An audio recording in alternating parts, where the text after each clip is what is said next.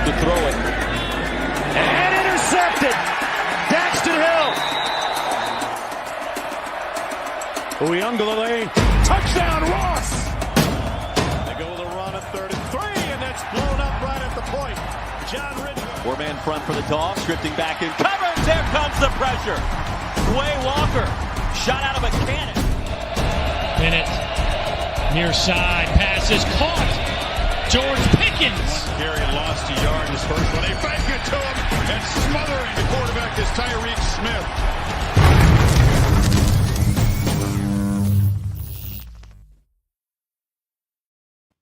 Welcome, everyone, to another episode of Draft on Tap. My name is Aldo Gandia, and before I bring the fellas in, I have a personal note.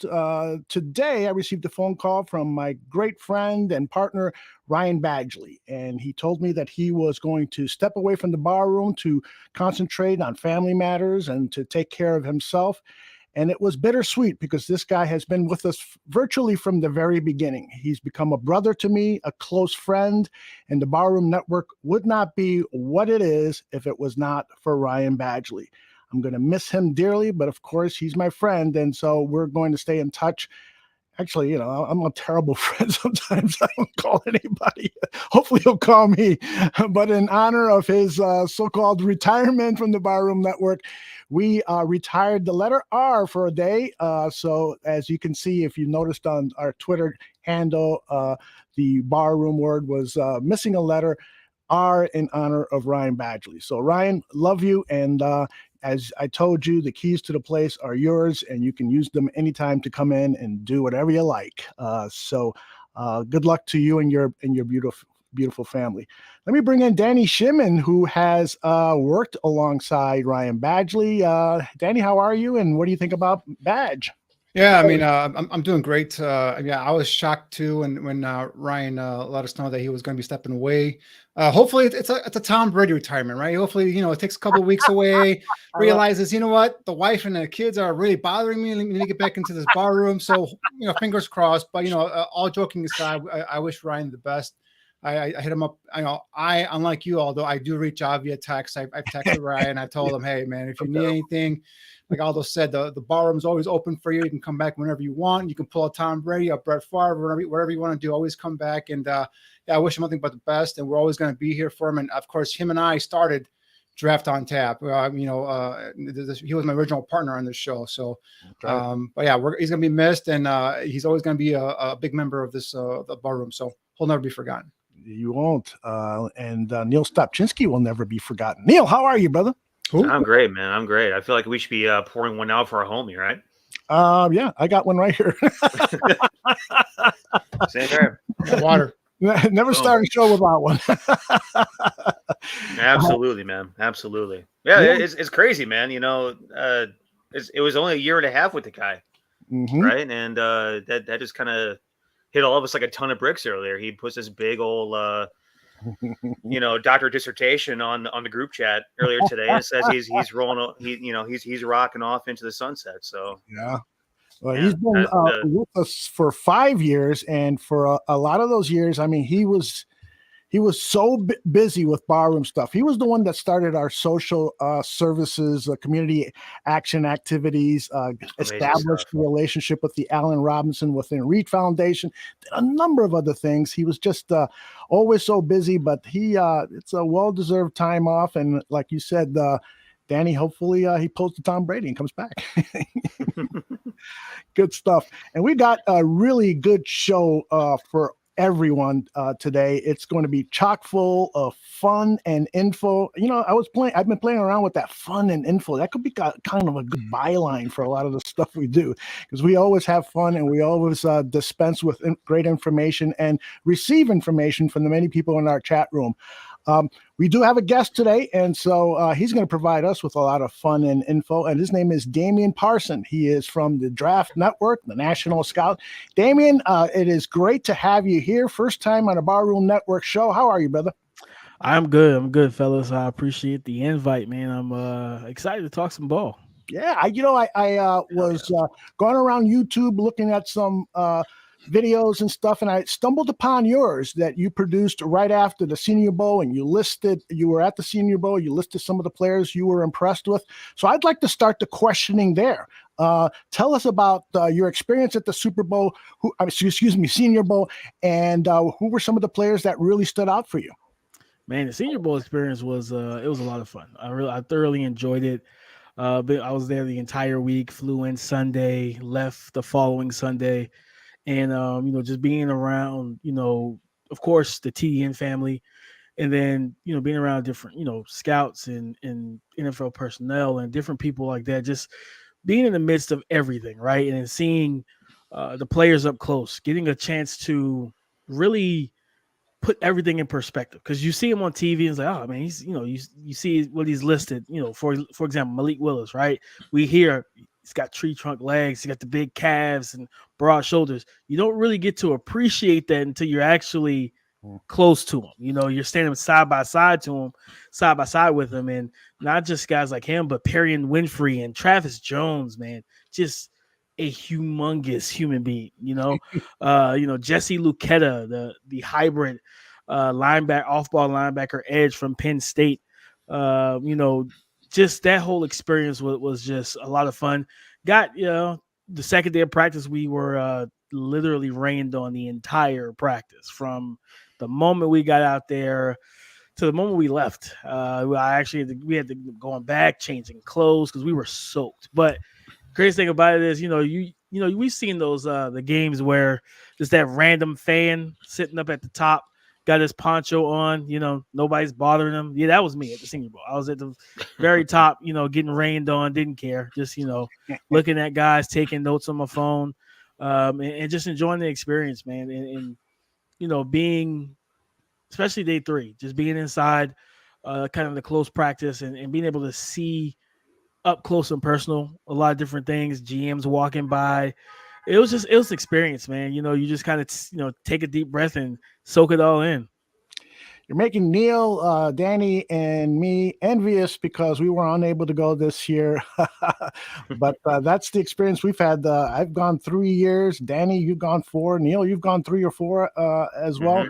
We've always had a great time down there and can't wait to get back, hopefully next season. Absolutely. Nagy does a great job running that operation. Oh, yeah. Great. He runs just a tremendous, entire program from start to finish, everything, man. The way he does it, I would say the NFL should take some notes when it comes down to the combine. You know what I mean? Like he really runs a great program there. He's just an awesome guy himself. Shout out to Jim Nagy, man. There you go. Oh, yeah. Big time. Yep, big time. So, Damian, going down at the Senior Bowl, to me, the whole draft process is always like a 3-stage thing, right? It's always the Senior Bowl is the first stage, the combine second stage, and then we go to pro days if the players chooses. So for you, Neil and I had a show here. We talked about guys because we still had access to the tapes, to the practice tapes, so we were able to break those down and look at them, even though we weren't there in person. But for you, who do you think elevated themselves? I know you talked about Malik Willis. I know he had a big week in terms of interviews and all that stuff. He impressed a lot of teams from what I've heard. But in terms of on the field, anybody in particular really stood out for you and kind of elevated the game where, they were maybe a day 2, maybe day 3 pick. Now all of a sudden you're talking about them, late first round possibilities? Oh man, well, first guy you named was Malik Willis. Like that was a guy that was going to probably be a late, first round pick, to where now the talk is him going to the Detroit Lions. The way he impressed that staff, the way that they realized and understood, okay, he's a ball of clay and he's extremely coachable. He's picking up what they're giving him in between the practice reps. Just watching that interaction with him and Dan Campbell and the coaching staff was a lot of fun. A guy that I wouldn't say anybody else really would jump up from second round to late first, possibly. Well, no, Perrion Winfrey. Perrion Winfrey is someone that I definitely could see, depending on how the board falls, a team taking and looking for that single gap penetrating defensive lineman that just plays with a unreal motor. You put on the tape of him at Oklahoma. They got him a lot at 1 tech, the 0 tech, playing nose. and I believe he's like 290. He's not a nose tackle. He's not, Jordan Davis. He's not Travis Jones. And it's just like, but you see that a lot with a lot of college defenses. Majay Sanders, they got him playing 5 tech when he's 245, 235 pounds. It's just like, it's just a weird way to use some of these players. But Perry and Winfrey, when they, looking at what happened with him, he gets to Mobile and the coaching staff's like, you know what? Single gap, attack, and just go forward, get vertical, and just be you, basically. They let him be himself. Violent hands. He's a violent individual on, between the lines. He has just this really infectious energy, just a lot of fun to be around. Really cool dude. And he loves the game. Like, he absolutely loves the game. Another guy that really helped himself, as we probably all know, Jermaine Johnson. Mm-hmm. He transferred from Georgia because of the as we see the plethora of talent their defensive front had. And he's like, I just can't sit and wait any longer. I got to go to a place where I can start, get my snap share, and produce. Goes to Florida State, has a great season, 12.5 sacks. Crazy thing about it is, even with the 12.5 sacks, he was still a restricted rusher. They didn't just let him pin his ears and just go. He got to Mobile, similar to Perry and Winfrey, and they let him go. Yeah. And you saw the maturity in his pass rush. And I talked about it on the Spaces last night, just watching his practice tape. Every step, like he's calculated, and he has a plan. And that's what I love about mature rushers. When you have a plan on how you want to attack offensive linemen, like that really solidifies everything for me. Because a lot of guys, they try to win off of power, win off of length, win off of athleticism and burst and speed. But at the end of the day, you need to have a plan just in case that outside path is taken. Can you cut back inside? Can you, rip and get inside of that offensive lineman's, inside of his hands? And he made everything look the same. Like a receiver, he mirrored every rush to the last. So he really had a great week. So much so he only practiced 2 days and he didn't even play in the game. Because he knew his agent most likely got those calls and was like, you know what, bro? Hey, let's go ahead and shut it down. You don't have nothing else to prove here. You did what you came to do. And it was a lot of fun to see him in person, just really ball out. And another guy, Zion Johnson, man, the guard, left guard, from Boston College, from BC, just stout, man. And he's rocked up, nice frame, seeing him out there, very technical, mechanical, is probably the better word for him. Nice hands, good lateral movement. And he just was a lot of fun to watch him against that, because the defensive line talent on both teams was loaded. And just to watch Zion Johnson go in those one-on-ones and perform the way he did, there were times against Travis Jones, who's 330, 340. He's given up probably about, I would say 30 pounds or so. And he stonewalls him, He gets pushed back by maybe a step or two, digs those feet into the ground and anchors. And I was like, that's what I want to see, because that's what you're going to face in the NFL. You're going to face that physicality, that power. How do you handle it? So I would say those are the guys that really stood out to me in Mobile. Calvin Austin too. A lot of people look at his size and like, oh, he's a slot receiver. He may not be an X, but you could definitely place him at the Z and be comfortable with him. No one could press him. And they are some legit athletes that were out there at the cornerback position in Mobile, and it was just literally I wouldn't say it's a waste of time, but it turned out to be a waste of time to get into a press alignment and try to shoot your hands at Calvin Austin, because his footwork was electric and he gave guys different releases, which I love to see, a variety of footwork and plants and cuts at the line of scrimmage. And then he uses his hands well, especially for a guy that's 5'8", less than 200 pounds. Good handwork at the line of scrimmage. And once he beat guys at the line, it was a wrap for after that. Like, that's 4.2. What do you run? 4.3, 4.28 or something crazy like that. 4.36, I can't remember. But he's an explosive athlete, which we know he jumped nearly 40 in the vertical, had a crazy broad jump. The kid he's a weapon. And just watching him like operate was just a lot of fun. Yeah, a bunch of those guys you mentioned, Zion Johnson, and I have been high on them since last year. There's talk about him coming out last year. I think he was, going to be a phenomenal NFL player. I think he's day one starter in my opinion. Zion Johnson next year. He talked about Johnson, the rusher from Florida State as well. A couple of guys that really caught my eye, and I'm curious your thoughts on them and again, the Bears are going from a 3-4. A defense to a 4-3, looking for more of that, one gap penetrating defensive lineman. And that's really what I'm looking at here. I'm looking at guys like Travis Jones. You talked about him, just a raw power. I know he's not technique wise, he's not right there yet, but man, just that raw power to be able to play maybe a one technique and just, bully the guard or center back into the quarterback slap is going to be huge for a defense like the Bears. And I think a guy like Logan Hall from Houston really caught my eye. He's kind of a tweener. Some see him as a 5 technique. Some see him as a defensive end on a 4-3. I see him potentially as a guy in a 4-3 as a 3 technique. And his splits were 1.68. His 10-yard splits were 1.68 at the combine.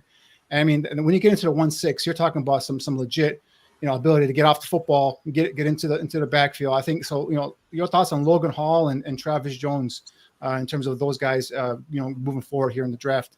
I like both of those guys. Logan Hall, I view him as a 4-3 end on rundowns. On passing downs, you kick him into that 3 tech kind of 4-eye and let him penetrate those single gaps. Reason why I say this is because when I watched his tape on the outside, like he does not have the true bend, the twitch and the explosiveness to really get around the corner, threaten vertically in those pass sets. But his power, his length, and he's got good handwork, especially in tight quarters. You want him against, because that's what, with a guy like him, man up one-on-one with a guard, if the guard misses, he's going to get by him. He's going to swim across him, cross chop or rip, pull, and get into the backfield. And we all know the quickest path to the quarterback is up the middle, right, in the interior. So I really like him a lot. And then, with Travis Jones, he could play. A lot of people look at him. You look at his game, heavy-handed. He gives great, lockout and extension with both arms when he does bull rush.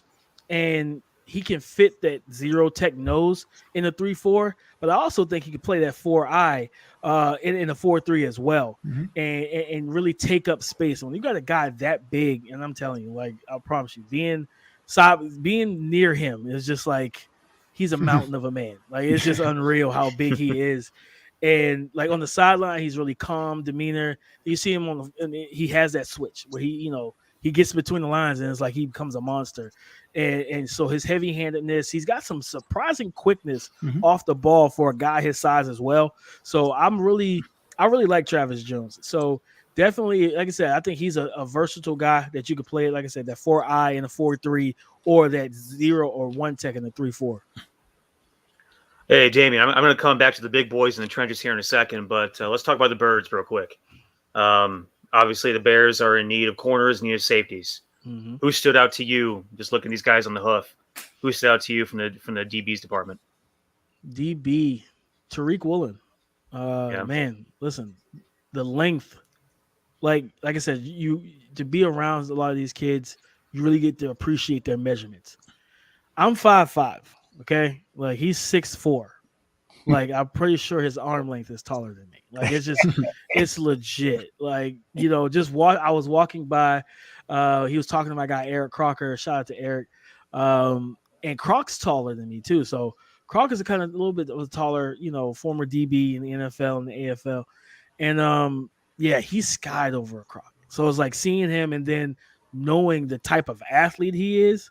Like, and the thing about it, he's a former receiver, so he's still new to the position. So you have to take some time with him because he's still learning how to transition and use his feet and his hips to sink and flip and move in a way that he's not kind of used to. But, man, he puts it all together. Like, he's going to be a legit corner because you can't teach 6'4" with that wingspan. He's running sub 4.3, if I'm not mistaken. He's an explosive. 4.26, I think it was, something like that, 4.28. Explosive athlete. The main thing is just, like I said, developing him. But he really showed me some things, when they put him in press coverage. Like I said, he's just learning, learning the route recognitions and just playing from depth and everything. So Yeah, no, I'm 33. I'm about to be 33, so I'm not that young. But at least I don't feel like it. But no, like so he really caught my eye. I love Jalen Petrie, the safety from Baylor. The other Where do you play him, Damian? I love him too. I love everything about him. I love his game. I love his tenacity. I love the way they use him off the edge. But man, is he a safety? Is he a slot corner? I mean, I know he's just a football player, but it's like where do you line up at the next level? That's the question, like, and I think because we're seeing an age now where it's positionless football. Like you think about the Patriots, right? When they had, I think it was like McCourty, Chung, and I forget the other safety's name. And Bill would trot out safety because he knew, okay, one of my guys can cover as a big dime backer. The other two can play deep. One of my guys can come down and play the tight end in man-to-man coverage. And then you look at Jalen Petrie and you get all of that. You get a guy that can come down in the box. He's going to be active in the run game. He can man up against some slot corners, slot receivers, and be that big nickel, as well as playing in a dual safety look, right? Playing hash to sideline, and he's a very versatile player.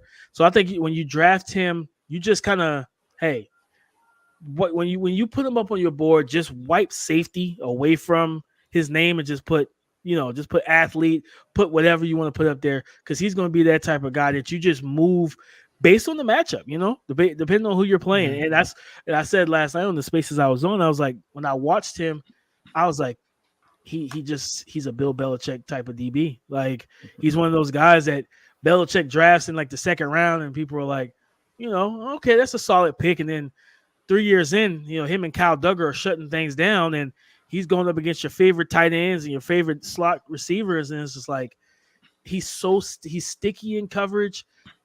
He's got like a really, really fun skill set. So he's another guy that really caught my eye as well. Kobe Bryant, the other corner, opposite of Sauce. He's a legit 6'1", 6'2". Like, he's tall, long legged. He can play in man press. He can also play man from depth. He can play that kind of half turn type of alignment. The biggest thing with him is that he tends to be a little grabby deep into the stem, especially against explosive receivers, whereas like he kind of panics and he goes to grab instead of just trusting. There were times where he was completely in phase and he had no reason to panic. But it's just like you could see that he just like was a little worried about them pulling away from him late. So, but he's got great ball skills, good eyes in off coverage, and he knows how to bait when he does play zone. He knows how to bait quarterbacks into that kind of high-low read. So I really like him. And then my guy from Nebraska, how can I forget Cam Taylor-Britt, man, CTB. That's my guy too. A very energetic leader, and he's feisty in man coverage. Another guy who can play man in zone, who's also similar to Kobe, great recognition in zone, plays that kind of half man where you think, okay, I got a curl route and I'm going to bait him on the curl and go to that corner route. And then he got the which he ran, I think, sub 4.4. It showed his long speed. He has that recovery speed which I think I tweeted out a clip a couple of days ago where he did that exact same thing. He played the short route and then got on his horse and went and and got a PBU on a deep route, on a go route. And he's a good player, man. And I think he's going to be someone that can be had in round 3 because he can be a little. I think he could be a little clunky in press at times with his footwork, but at the end of the day, a lot of those things can be corrected with coaching. Hey, Damian, big fan of lower level guys getting invited to Senior Bowl, getting invited to Combine, all these postseason events and everything else. The 2 DBs from the lower levels, kid from Fayetteville State, Joshua Williams, I think. Mm-hmm. And the Washita Baptist, Gregory Jr. What are your thoughts on those 2 guys? Josh Williams impressed me. Long, he's got good speed. He was able to recover. He got beat a couple times in press coverage, but he showed that the competitiveness, especially in those red zone drills. They throwing the fade routes and everything. He was really competitive. Got his hands on guys, knew how to reroute. receivers and stick to their hip pockets, especially when guys trying to fake the outside and come back across the back of the pylon, the back of the end zone line. And he was just really competitive. A guy that really just, I think for him, he's a little raw in terms of his footwork at times, like I say, in the contact window. But he was a lot of fun. Like I said, being able to recover, get up there on some of those fade balls against some of those receivers, man. You think about what they had out there, Christian Watson, Calvin Austin, and a lot of those other guys that could win at the catch point. Josh Williams, I think he'll be a day 3 guy, but he's somebody that I would definitely take. And I think he's probably better. If I'll have my notes in front of me on it, but if I remember, I think I wrote down cover 3 zone type corner. Kind of reminds me of those Seattle Seahawks, long half turn bail type corners that kind of played and squeeze you inside. And if you try to go over the top of them, they go make a play. But I was a fan of him. He showed up well, especially for a small school guy, because the main thing you look for is, 1, how does he compete? And 2, does he prove that he belongs? And he did both of those things. I think it's Gregory Jones. I watched him, and he was feisty too, competitive. He didn't seem overwhelmed. He did lose, some matchups as well. The competition, you could tell it was a little different for him, coming from where he was. But I look at him as like a special teamer early on in his career. Like I say 5th, 6th round, somewhere in there. A guy that will come in, be a special teams ace and leader for you as you develop him, as a corner. And he may give you some safety looks as well. All right, let us get to a little exercise that I asked Damian to do. And actually, I think you were going to do a mock draft anyway, but I asked you to, kind of focus in a little bit on the 2 second-round picks for the Chicago Bears. And people can find Damian's mock at thedraftnetwork.com. Let me share the screen here and show people what the second round looks like as we scroll down. I don't want to give away the first rounder. I know we've got some Lions fans who are going to wonder, man, who did he pick for my team? And we're not going to give that away here. The second round pick, though, is visible as I scroll down here. The Jaguars picked George Pickens, the wide receiver out of Georgia. The Lions picked Christian Harris out of Alabama. Kyler Gordon from Washington goes to the Jets. This, of course, is the second round again. The Giants pick Daxton Hill, the safety from Michigan. There's Winfrey, the interior defensive lineman, going to the Texans. The Jets pick Brisker. And then there is Bernard Raimann of the going to the Chicago Bears. So tell us about why you think Raimann is a good fit for the Chicago Bears.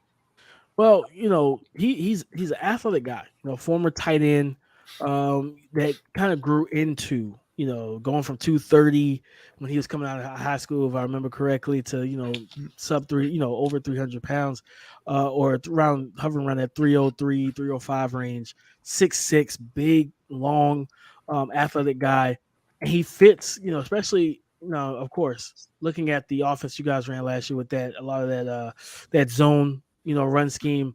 I really like him, watching him in one-on-one, especially against some athletic rushers. I like what I saw from him. He's a natural mover, very athletic, good hands, smooth footwork as well. And that's one of the biggest things is, I look for like vertical sets. Is he a quick setter, short setter? You look at like a Daniel Falele, he's a short setter, right? You don't want him kind of protecting your quarterback on like 5 and 7 step drops, but Bernard Raimann can do that. And I don't believe he's even hit I think it's only the tip of the iceberg right now for him, because again, he is that converted tight end to right tackle. And at the end of the day, looking at your offensive line, I was like, man, Justin Fields is there. Let's go ahead and protect him and get him some athletic guys, because you think about what he's able to do. And one of the biggest things with offensive linemen when you have a mobile quarterback is them being able to move as well. Because if if they're not able to move, they can't get stuck. And then if they do get stuck, like, you get holding penalties because they don't know where the quarterback is and different things like that. So as we're seeing from some of these clips here, I loved seeing him at the Senior Bowl, because he, as we see here, very competitive. I would like to see him get his hands a little tighter, because one thing about being out, having your hands so wide outside at times, is one of two things will happen. For one, you're giving up your chest, So a savvy defensive lineman or edge rusher is going to play that half man. They're going to strike the middle of the chest plate with one hand and control your balance. They can give that push pull, or just simple fact of the matter, if you get your hands outside and then they rip through, ref sees it, they're going to throw a flag because it's holding because your hands are too wide. So I would like to see him kind of condense his hand placement and his punches, but he gets vertical in the run game. He can short set and give some deeper pass sets in pass protection as well. And I think he could really help. I think Justin Fields will love having him as his right tackle. All right, Damian. This is where we're going to have some scouts disagreement here right now. All right, so we're in our war room here. We're talking. You're pounding the table here for Raimann, and I'm going to be like, all right. So the positives, you touch on all of them. I agree with you. 6'6", 303 pounds, athletic frame. The kid's got some power too. I mean, in terms of moving bodies off the line of scrimmage, you see him, and when he lowers his pad level, gets underneath the defender, and he drives his legs, you see the guys moving backwards, and I do like that. But when I put on his tape, the big thing I want to look at is the kid, like you mentioned, he's a tight end. He's only second year playing our left tackle. I've been on this show. I've been telling these guys. I've been telling Neil and Aldo and all our listeners. I'm like, the Bears cannot miss with pick 39 and pick 48 and pick 71. You got 3 picks in the top 71. You got to nail all 3 of them. These are potential starters. And for me, Raimann, while I like him as a developmental type of prospect, I think at 39 I have to pass it from the Bears. And the reason is first of all, I'm a arms guy. I'm a length guy. And his arms came in under 33 inches. And for me right there, tackles on the island, on the outside, got to be at least 33 plus, I'm not going to be like guys that say, oh, it's got to be 34, 35 plus. That's preferred. I know that. But if you got 33, because I have, if you go through the NFL history, tackles left or right, under 33, sub 33 arm length never really lasts out there. Now, could he develop into a dominant or damn good left guard? Kick him inside a guard? Sure. But again, he's a developmental guy, a guy that might be a year, maybe away from actually contributing on the football field. So my guy that I see you passed on is Nicholas Petit-Ferre from Ohio State. And the reason I like him is he's got the size, he's got the length that I like, and he's athletic. And his ability to spring out of his stance, get out to that second level, all right, and get engaged with that second level linebacker, and also maintain his blocks. And I think that's where Raimann kind of struggled on his tape. Getting to that second level was always hit or miss. But then when he got there, he wasn't always able to get to or maintain those blocks on those quicker, faster defenders. So I think that's where a kid like Petit-Ferre would be a much better fit. Obviously got the basketball background, athletic kid. I just see him spring out of his stance, and the kid just explodes out of his stance. So again, he's got some work to do too in terms of his technique, but I think he's probably a little bit more closer. So, but I know you have him going a little bit later on in the second round. So curious in terms of comparing those two guys, what did you like Raimann more than Petit-Ferre? The physicality aspect of it, watching, NPF, and I like him, I do. But he has to get stronger at the point of attack and being able to absorb and anchor down against contact. And I'm not gonna lie to you, that game against Michigan was probably one of the toughest to study for him, because he just had, it's kind of almost a nightmare situation. You go from David Ojabo, who's the explosive, long Chandler Jones-esque rusher, to Aiden Hutchinson, who has the power and the burst and the technique, and it was like he struggled pretty much the entire game. And I was looking forward to it. I was like, man, if he can hold these guys off, I think he would have probably, pushed his stock probably top of the second, early, late, first round, and he didn't do that in that game. So I want to see him just get stronger functionally altogether. Typically, when I look at arm length, long as you're not lower than 32 and a half, I'm fine. And the reason for me is I like to test. I want to test a guy at tackle first, right? Right. I'm a believer is testing to, do it until you fail. So I want to put you out there in camp. You're going to go against our best rushers, and let's see how that length shows up, right? And if you struggle and you just can't figure it out, then hey, yeah, we kick you in that guard. But let me try you out at tackle first. And as I said, look at NPF. He gives you kind of, because I remember correctly, he's moved to both left and right tackle, so he's played a little bit of both. Mm-hmm. So he gives you that versatility. For me, one of the biggest things is strength, contact balance is key for me too. Being able to absorb power, and I didn't see a lot of that in his game just yet. He still has a lot.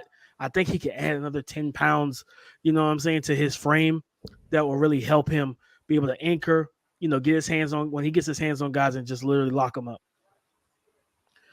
Yeah, listen, Damian, like to me, I love his length. I love his athletic ability. I love the way he moves in space. Sometimes the way he dances with the edge guys. I feel like when he doesn't have leverage, he gets absolutely blown up. When he's able to establish himself, yeah, he has a little bit of power. But to me, he's still learning. When he doesn't have the technique down, and he's not able to establish himself, he gets blown up a little bit. Yeah, I agree. To you, I should say to me, the type of guy that has all the athletic traits, has the measurables physically. Those are the type of guys that I want to go ahead and try and pick up as early as I possibly can on day 3, right? I don't want to spend 8 figures in guaranteed money on a guy that I'm still not sure about. That still needs to be developed, right? Like to me, Bernard Raimann is a guy that's a day 4 guy at best. I guess what was it that you saw that can say, yeah, you know what, I agree with you, but here's where I differ, and here's where like he could probably be different than that particular kind of mold. So, like I said, one of the biggest things for me is just understand, like, changing, like you said, we all know changing from tight end to offensive tackle is not easy. You have to add that weight, keep that functional athleticism. And he's able to do that. And from what I've seen watching this tape, he's learning on the fly, right? Like we talked about with Tariq Woolen transitioning from receiver to corner. That's a learning curve. And Bernard Raimann has handled his learning curve very well. And for me, it's like, okay, I also looked at the situations like, where are the Bears, right? Where are the Bears right now? And if it's a little different for me if it's a team that's in this 2022 season, and we're fully competitive. Everybody says we're going after the playoffs, even the teams that know they're going 1-16, 1-17. Everybody says they're going for the playoffs. But when I look at the Bears, they're right now it's a building process. I won't even call it a rebuild. It's just a building process, right? So for me, I'm looking for I wanted to give them. I actually wanted to give you guys like a top end receiver, but as you saw anybody that's seen my first round, guys going, a lot of guys are off the board at that time. You know what I mean? So like George Pickens went top of the second, right? And things like that. So it's like I can't force a specific receiver here. I can get one because you guys had the 2 picks in the second round. So I'll wait, a couple more picks and see what happens with the board. But with Raimann, my main thing is just, hey, we're building. So let's go ahead and get building blocks that we can continue because you got a new coaching staff. Trust me when I tell you, I'm not going to tell you, if Nagy was still there, I would absolutely not have made this pick. Like, no chance. You know what I mean? Like, because I just didn't trust him as a teacher, as a molder of young men. And to be able to teach and get these kids where they need to be. But with having your franchise quarterback, that's the most important piece to have. Mm-hmm. Yep. So let me get a guy that has not just the athleticism and those traits, but he's kind of a ball of clay. Like I talk about with Malik Willis, you can mold him, you can coach him because he's still new to that position. So he's going to take everything, he's going to soak it in. He works hard. And that was a lot of stuff that I heard when I was in Mobile, just how hard of a worker he is to perfect his craft. And guys like that, I bet on. I bet on traits, but I also bet on the mentality of a guy as well. And the physicality he plays with, the arm length isn't where you exactly want it to be. But at the same time, a lot of it's punch timing, knowing when to throw his punch, when not to throw your punch. You know what I mean? When you do have a physical deficiency in a way, understanding, all right, my arms aren't as long as some of these other guys. So I need to make sure when this edge rusher gets within my reach, I throw my punch at the right time. Because if I throw it too soon and he swipes my arms, he's around me. He's already around me. I can't get my hands on him, things like that. And I see him be able to redirect, as we saw in the clip, with pass rushers trying to counter, going outside and countering back inside. I feel as if with Bernard Raimann, the potential for him to be a really good right tackle or left tackle, either one, but a really good because you have Tevin Jenkins who played both left and right in college. When you have that type of, I guess I look at it as a painter, right? You have that canvas. He's an empty canvas right now, and I trust that with the right coaching, you can paint a nice picture with him. Great discussion. I love it when scouts disagree. Hey, it's all part of the business, all part of the game. That's how you get better. Exactly. We've had a lot of comments regarding Tevin Jenkins in the chat room. Comments like, Tevin Jenkins was also a 39th pick. Is he better than Raimann, who we were discussing? What do you guys think? Well, I'll let Damian go and take that first. Coming out of college, yes. The physicality, like he was just kind of a different kid. Like I remember tweeting out the picture of him with his glasses on, similar to the college picture of Marshawn Lynch. You wouldn't recognize these guys once the ball is snapped because they play with a different type of attitude, especially when they're in college, especially Tevin Jenkins when he's in his college. Coming out, I liked his length, I liked his power, footwork. He struggled a little bit when I saw him first kind of take his first snaps at left tackle in the NFL. But at the end of the day, you come from the Big 12. I always people look at the FCS guys, like, man, the talent pool there isn't great. Some of these Power 5 schools' talent isn't great either. You're not playing a lot of talented edge rushers in the Big 12. But I definitely think he was more refined right now, coming out last year than Bernard Raimann is right now. Just because Bernard Raimann, again, coming from that tight end background, I think 2 years at the position, when Tevin Jenkins played the position for a little bit longer than that. So I give him the leg up in that regard, and just his temperament as well. I like a physical guy. Yeah, I agree with you on Tevin Jenkins in terms of, he's got the more experience. He's played offensive tackle, played both left and right at, predominantly more right than left at Oklahoma State. But for me, funny, and this again, what made me, you might go back and forth here, Damian, is I like Raimann because I know Raimann can play on the left side in the NFL. I know Tevin Jenkins cannot play on the left side in the NFL. Unless it's a guard, possibly. So for me, that was the big thing we had last year after the draft, after that pick, is I was not a left tackle for Tevin Jenkins guy. I was a right tackle, right guard. Sure, I talked to scouts last year, and a lot of them told me he was going to be a guard, at the next level. So that's why I saw Ryan Pace kind of reaching there in terms of projecting him at left tackle. But see, Raimann, I don't like his arm length, but like you said, I give him a shot at playing left tackle at the NFL and let him prove to me that he cannot handle it, and then kick him inside to guard. But so that's why I like Raimann, and he's more athletic, and I think he's more a powerful player, even though he's still not as refined in terms of experience wise. So that's why I like Raimann in terms of a prospect, specifically because he can play on the left side of the offensive line. Yeah, I know. No, that's a good point. And for me, like, again, I'm a big believer. Hey, test it until you fail. And we saw that, Tevin Jenkins didn't fit the bill at left tackle. So what do? You flip him back to his natural side where he's at right, and he's more comfortable. Even though he played both sides when he played predominantly right, that transition to play left tackle for a guy that's been predominantly right is difficult, right? Yeah. It's a whole, because you have to give him a year technically, because it's just that muscle memory of being able to kick slide and jump set with the opposite leverage, right? With the opposite hip. And so in that case, I would definitely, again, that kind of goes to my point of picking Raimann. Put Raimann at left tackle, you flip Tevin to the right, and now you tell Justin, we have two young physical tackles that we believe can protect you, not just protect you, but also create some open lanes, and then seal guys on the edge. You can be a real physical edge presence, with those two guys at the tackle position in the run game.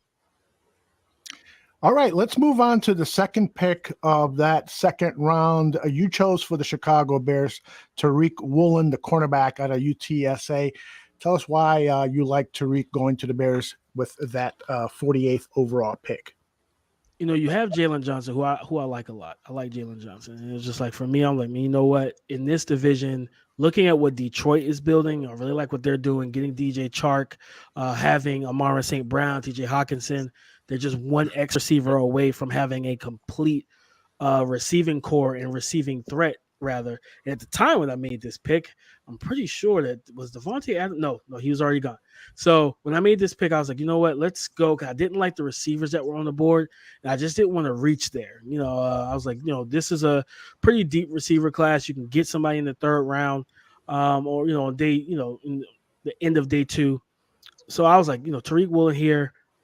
Let's go ahead and pair. I'm a believer in a passing league. You need corners. Right? You got Aaron Rodgers in your division. You need to be able to frustrate him with not just guys who can play press coverage. You want to disguise coverages, run different sets and combo coverages against someone like him. And I really like I said, we talked about Tariq Woolen earlier. I really like just his overall, that ball of clay. I like to use that term.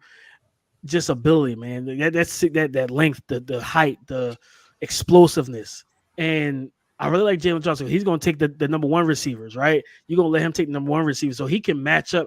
And you could use these guys in terms of matchups, right? So regardless if it's a Kenny Golladay, whoever it is, you can put either one of these guys on them and feel comfortable with that length, especially downfield and the contact window, being able to go up and challenge, stay in phase. And when you have a guy like Tariq Woolen, receivers aren't going to be able to just run by him. He's always going to have that speed to be able to recover if he does loses at the line of scrimmage. But he's like I say, he's raw, but at the same time, I really love his skill set, that length, that speed.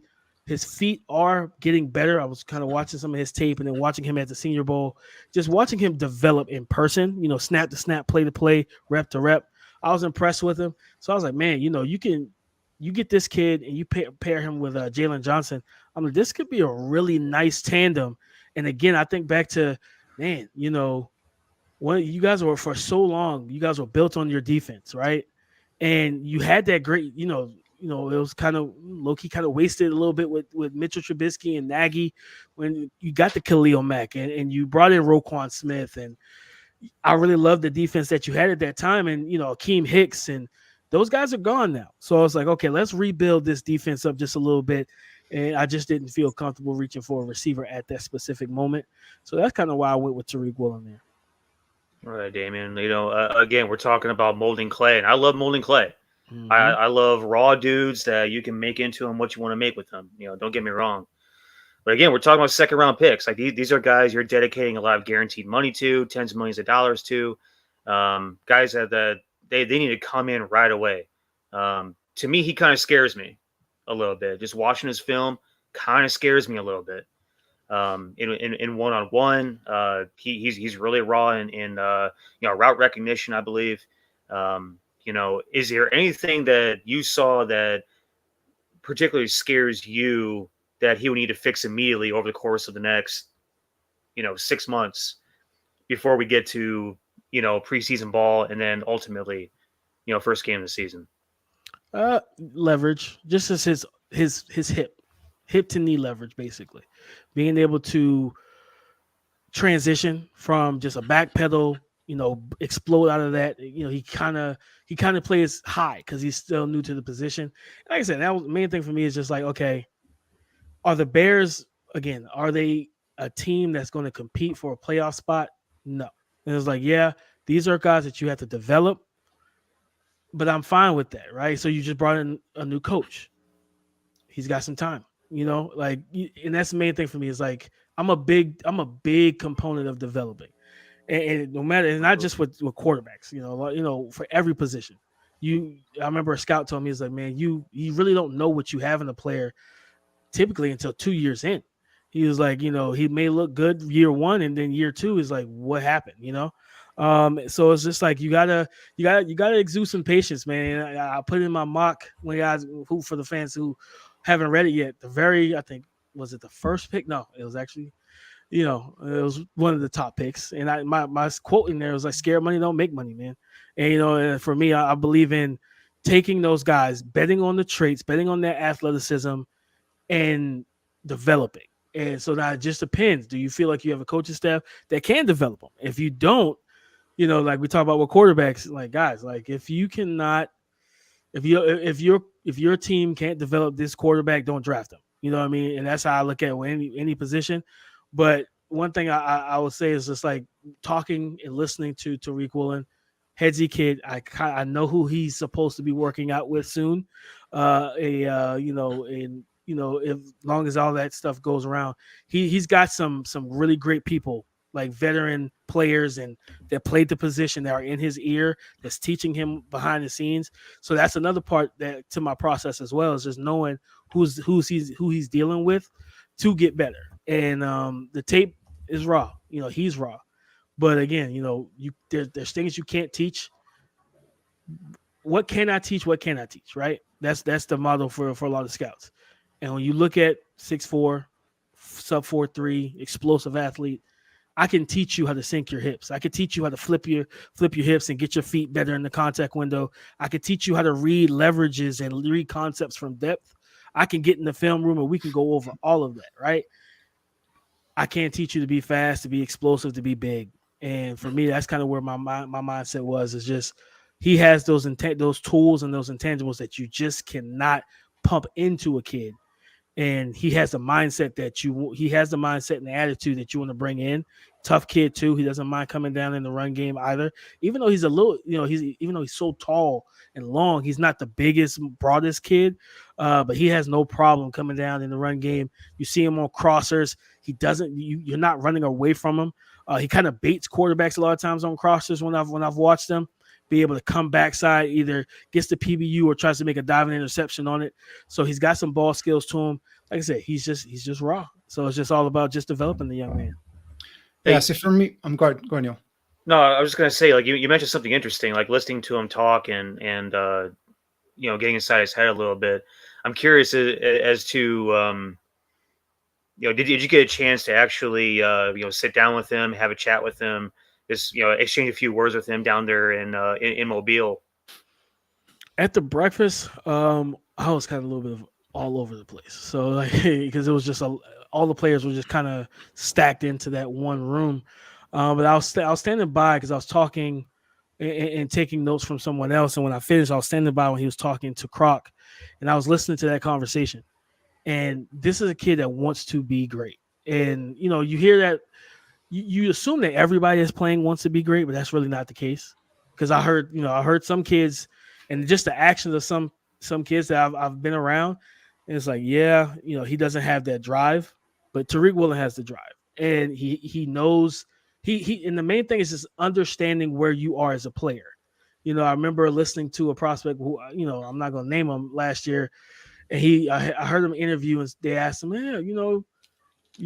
anybody talk to you about your weaknesses? And he was like, nope. And he's basically kind of like, no, I don't have any, basically.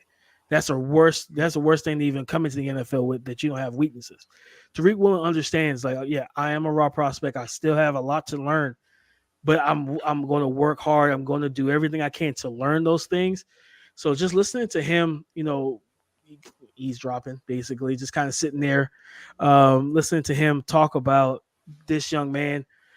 It was just, to me, that light, and just looking. I like to make eye contact too. So looking in his eyes, I was like, okay, he's it's a little different for him. Seeing that light kind of glimmer in his eye, like, I want this. And when a young man wants it like that, I always talk about it with Josh Allen.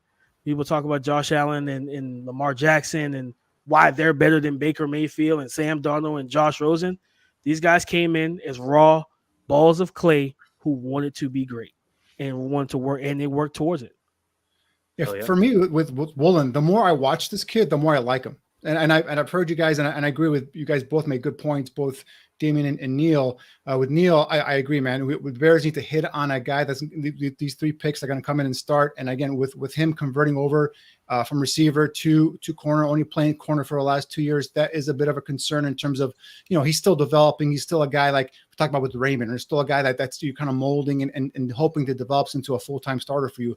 But again, he first caught my eye down at the Senior Bowl. I mean, I'm like, who is this 6'4" plus corner with arms like tree trunks, covering guys in terms of man to man. And I thought this guy, if I put this guy's tape on, he's going to be a press cover corner. So what surprised me though was obviously that I love the length, the athletic ability, But with the Bears transitioning to more of a 4-3, more of a zone type, kind of that Tampa 2 scheme, not really, but kind of some similar to that.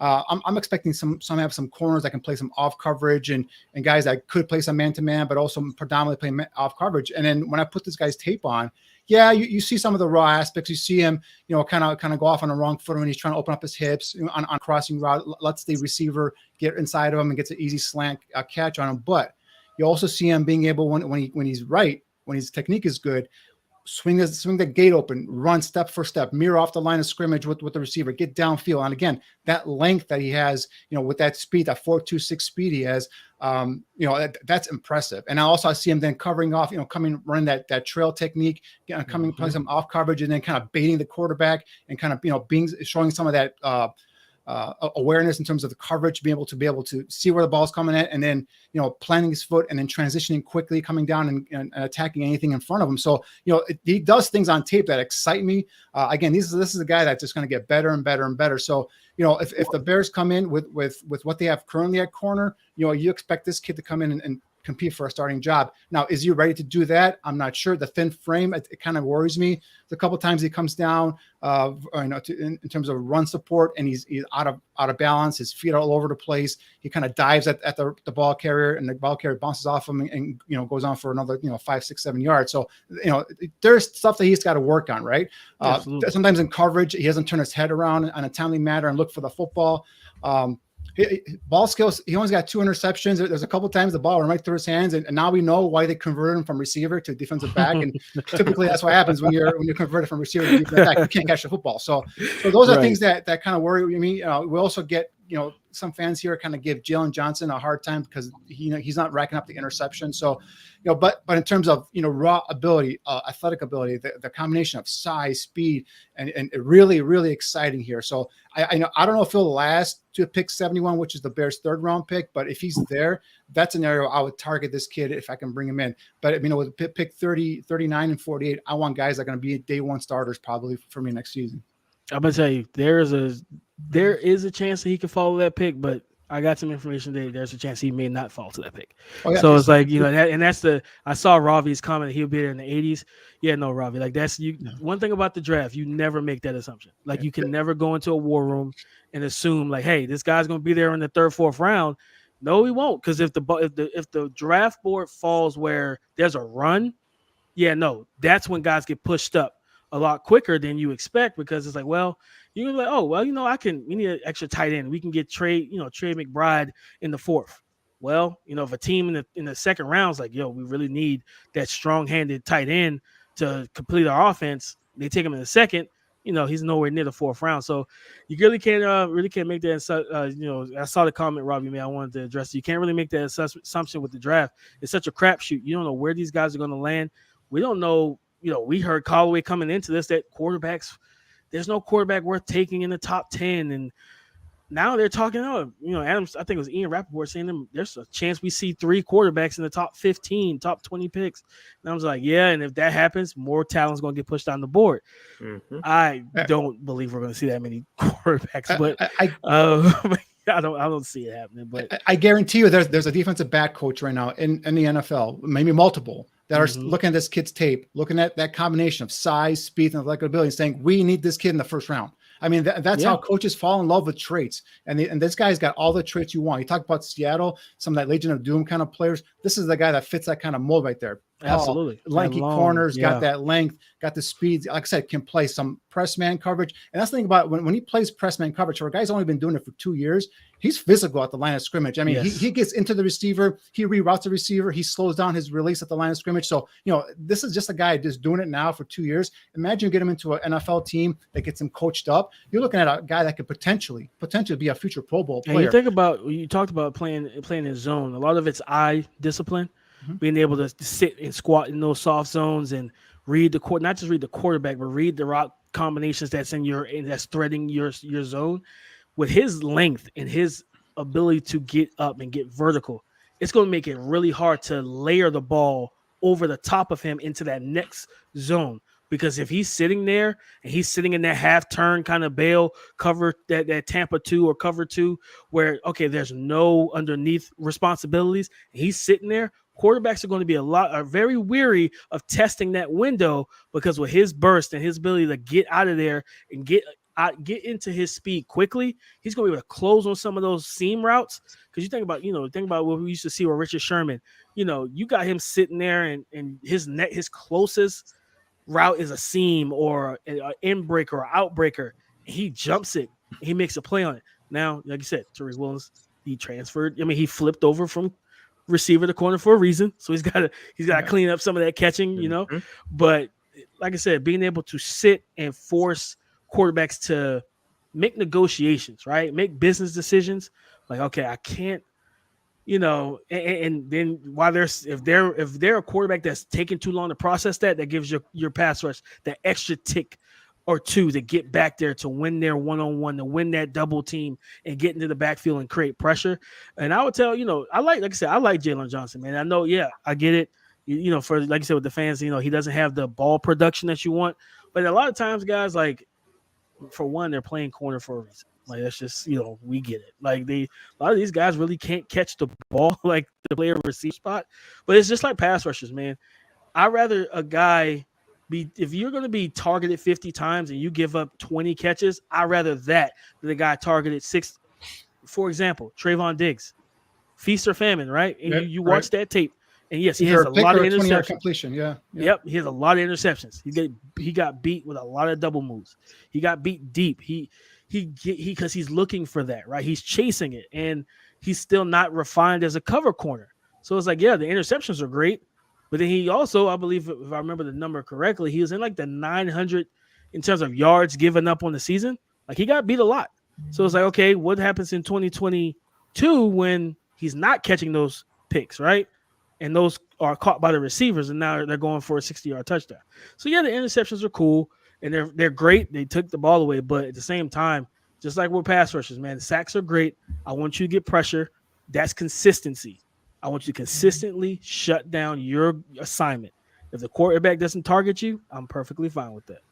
And one thing real quick on Woolen again is, and that's a good point, Damian, because I saw that, I think it was versus Illinois, the game I was watching versus Illinois, where he was in that quarter zone, kind of dropping back, and the quarterback saw that and then not throwing to the ball. I think it was to a running back to the flat. He just clicks his heels, comes downhill, and hits that running back into for no gain. And the guy was open in the flat, comes downhill, catches that, and that's what I'm talking about, coverage awareness. The guy, he's able to keep his eyes in the backfield, know what's going, and he's got the transition ability, the quickness to be able to come downhill and then make the tackle. Because the raw tools are there, man. Right. The raw tools are there, and it's just, it's all about just teaching the kid. And I really think he's somebody that you just want to bet on, man. You want to bet on a guy with those tools, those physical traits, that I want to get him in, like you talked about earlier. Coaches want to get that guy in their room and really teach him and get him to a place where it's like, okay, now when he's sitting in his zone, he's seeing all of the routes. He's seeing that whip route. He's seeing that corner route that they're trying to run from the slot. He's seeing that tight end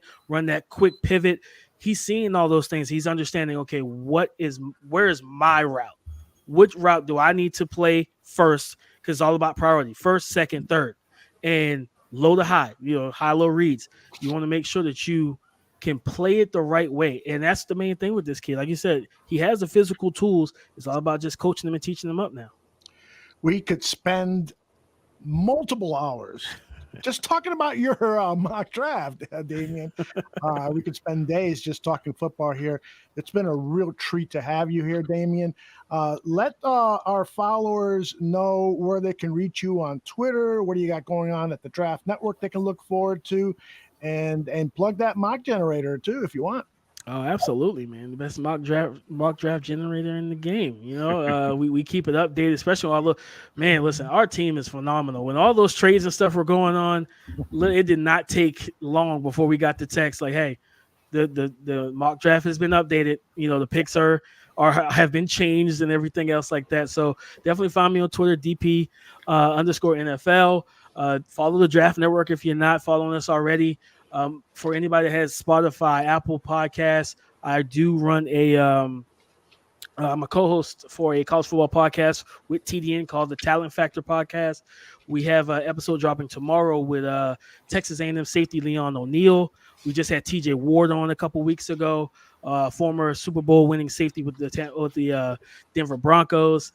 We have a lot more content coming. We're doing player rankings and breakdowns for collegiate players, getting you ready for this coming season, then next year's draft as well. So yeah, definitely stay tuned, man. You got a lot of stuff coming. I have my big boards out that right now, my top 50 big board, as well as I have a piece for all 32 teams, the one draft mistake they cannot make next month. Ooh, I like that.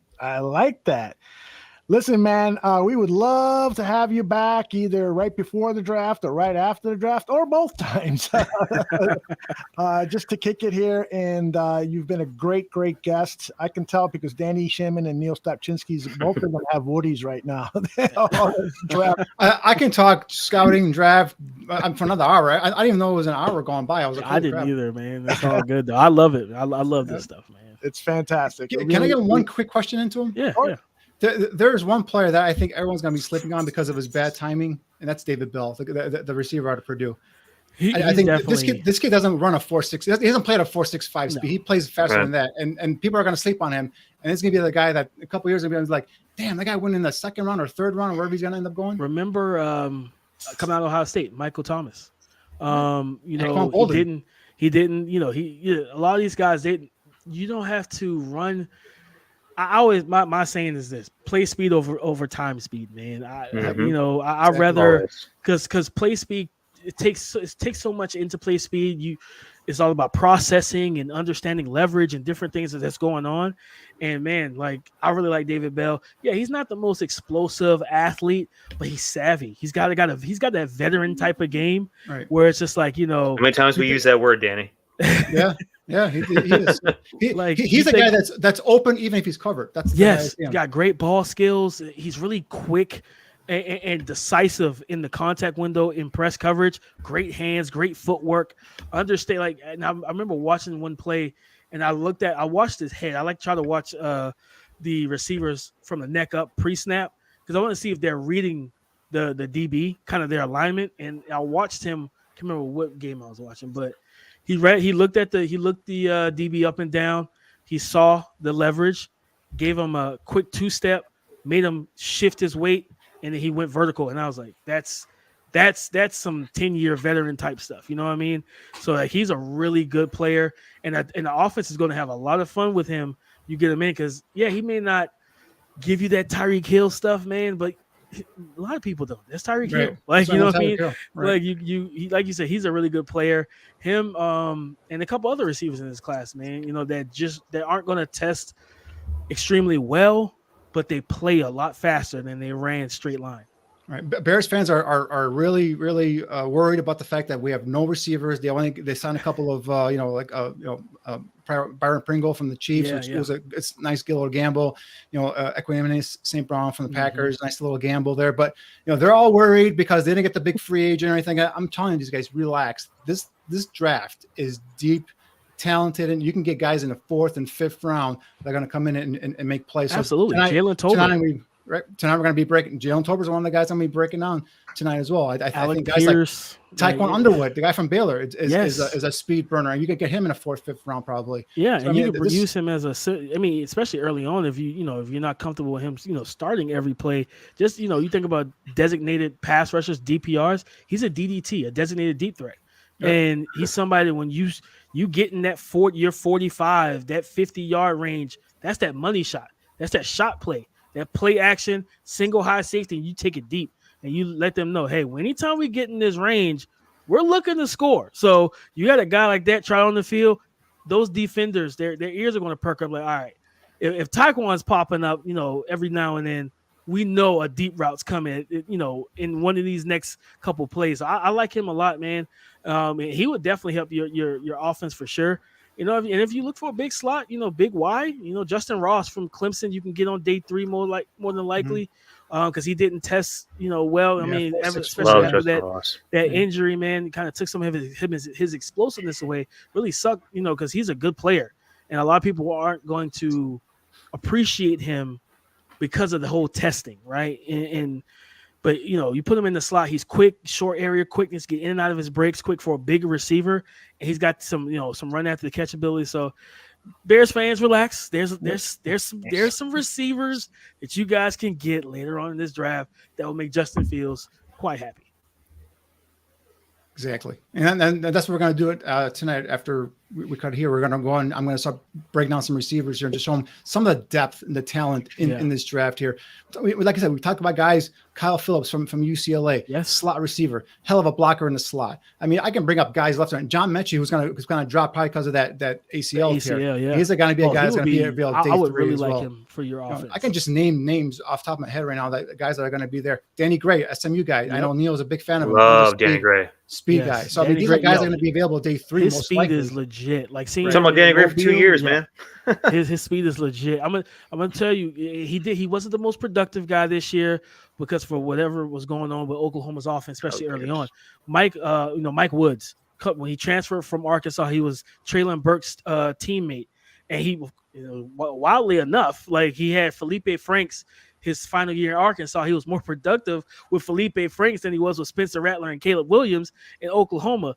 But I believe it's like 6'2", about 215, big, strong guy. He can get vertical. He's a really good route runner for his size and his build. And he's a physical, violent blocker as well. Like he's somebody that definitely keep your eye on as that prototypical XZ receiver his skill set will pair very well with Darnell Mooney's. Great stuff. Damian, man, I wish we had booked you for 3 hours. But I'm going to let you go now. And please, let's stay in touch again. We'd love to have you just before the draft or right after, or just join us here every week. You guys just hit me up, man. All right, appreciate it, brother. Thanks very much, man. We'll talk to you soon. All right, guys. All right, we are moving on now to evaluate some players at the wide receiver position. We are at 9:15, so we might have to cut back some things a little bit. So let's see what we get accomplished in the next 45 minutes, because we'd love to be out of here by 10 o'clock. Yeah. So what I did was, like I mentioned earlier, guys, I hit receivers heavy this week. I mean, I was like, I know that Twitter was blowing up in terms of, we want to go get Marquez Valdes-Scantling, who, by the way, signed with the Chiefs tonight. Go get, so-and-so and so-and-so. And listen, this is something, I think it was 3 years, 30 million is what they signed him for. So I know the big trade with Tariq Hill. Why couldn't the Bears do that? Because the Bears aren't a Tariq Hill away from winning a Super Bowl. That's why they're not doing it. And I think Miami, by the way, is going to regret that trade in the future, but that's for another show. So I dove deep into receivers, and these are guys that I think are going to be there in the second round. We've already touched on some of you guys from like last week. I think Traylon Burks, I think he's a guy I would love to, if he's there at 39, somehow, some way he drops at 39, but chances are he probably won't be there. But I picked about 6-7 guys here that should be available in the second round. And I just want to go ahead and show you some film and what I like about these guys and what they could bring to the Bears offense. The first guy I'm talking about here is Sky Moore from Western Michigan. Shout out to our fans. They hit me up and said, "Hey, what about Sky Moore? No one's talking about this guy." Well, this is a kid, 5'10", 195 pounds, ran a 4.4 140, dynamo, explosive. Take a look at this first snap here. He's lined up in a slot. Look how he explodes off the snap, eats up that cushion by that cornerback, and he uses that quickness at the top of his route to go and create that slight separation, giving that quarterback that window to get the ball to him. Again, this is like against Pitt, so this is a Division I, opponent here as well. So, again, quickness, explodes off the line of scrimmage, gets into that, into that slot area, and does a nice job of using that quickness to cut in front of the face of the DB, giving the quarterback a nice throwing lane there, a nice target to throw to. So this guy can do damage all over the football field, not just from the slot. In this pick here, we got him. He beats press coverage with his quickness. Again, speed off the line of scrimmage, and then the corner loses his footing, and next thing you know, it's open grass. He's gone. No one's going to catch him. This is a guy that has that explosive burst, that speed to be able to run away from defenders. You constantly see him. When he gets in the open field, chances are this kid is gone. So, again, 4.41 speed, 34.5-inch vertical. So he's got the explosiveness in his lower body, in his lower half that you like to see in these guys. He's got that shiftiness and that quickness you like to see there as well. Here, this next clip here, again, beats a pressing corner with his quickness off the line of scrimmage, and then he stems a route to the inside slant. And adjusts on the fly to the ball, slightly thrown behind him, catches it, and continues upfield. That's the one thing I like about him here is he shows off his hands, strong hands, be able to, doesn't slow down, doesn't, stop or anything, just continues with his full speed, just kind of reaches back a little bit, makes that catch, and then continues upfield. And that's the thing about this kid is when he catches the ball, bam, he's upfield right away. He's not looking to dance around or shake or juke or anything like that. He knows his winner there is his call of fame is going to be his speed and his explosiveness. And look here, technique wise, look the way he does an arm over there to get the cornerback's hands off of him. Nice move right there. That's the way they teach it there. And they coach it up here at receivers to be able to get into the cornerback, get the cornerback reaching for you. Now you do the arm mover, clear that hands and get rid of him, stem, get open, and give your receiver a target there to go ahead and throw to. So again, things that you see here, explosiveness, speed, short area quickness, and technique here with him. Here, this is a nice player here. Look at him, just basically rinse and repeat here from the previous clip. Bleats the corner off at the snap there. Notice how he runs his route here in the end zone, though. He does a nice job of lining up, sets up the DB, sees that he has outside leverage on a defensive back. We talked about it previously with Damian in terms of David Bell being able to kind of pre-snap, seeing what the corner is doing, kind of sizing him up. Here he sees the DB's got inside leverage. He knows he's running to the outside route. Sets him up, starts him off with that outside leverage, does a slight lean to the inside to get the DB leaning, and next thing you know, he plants his foot, he cuts to the outside route, and that's an open touchdown. Then a nice job of adjusting to the football and making sure he makes the play, corrals the ball for a touchdown. And I believe he also gets both feet inbounds here, so this is an NFL touchdown as well. So nice job setting him up, getting outside, using that burst, that speed to get out there. Ball gets there, touchdown. So this is the guy that, again, could go.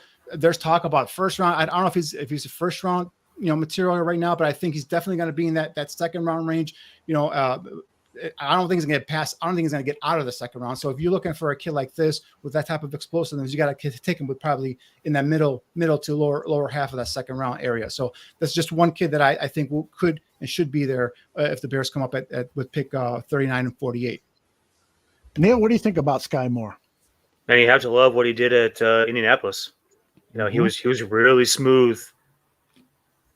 He was really, really smooth in those position drills. Didn't drop the balls in the gauntlet that I can remember. Just a really interesting kid. Testing wise, you mentioned the 4.41, the 34.5 vertical jump, 125 inches broad jump, 7.13 cone, 4.32 shuttle, which was kind of like on the low end of that receivers group. But in terms of his numbers, like he was definitely on the top end of every place that he went ahead and tested at Indianapolis. Very smooth in drills. If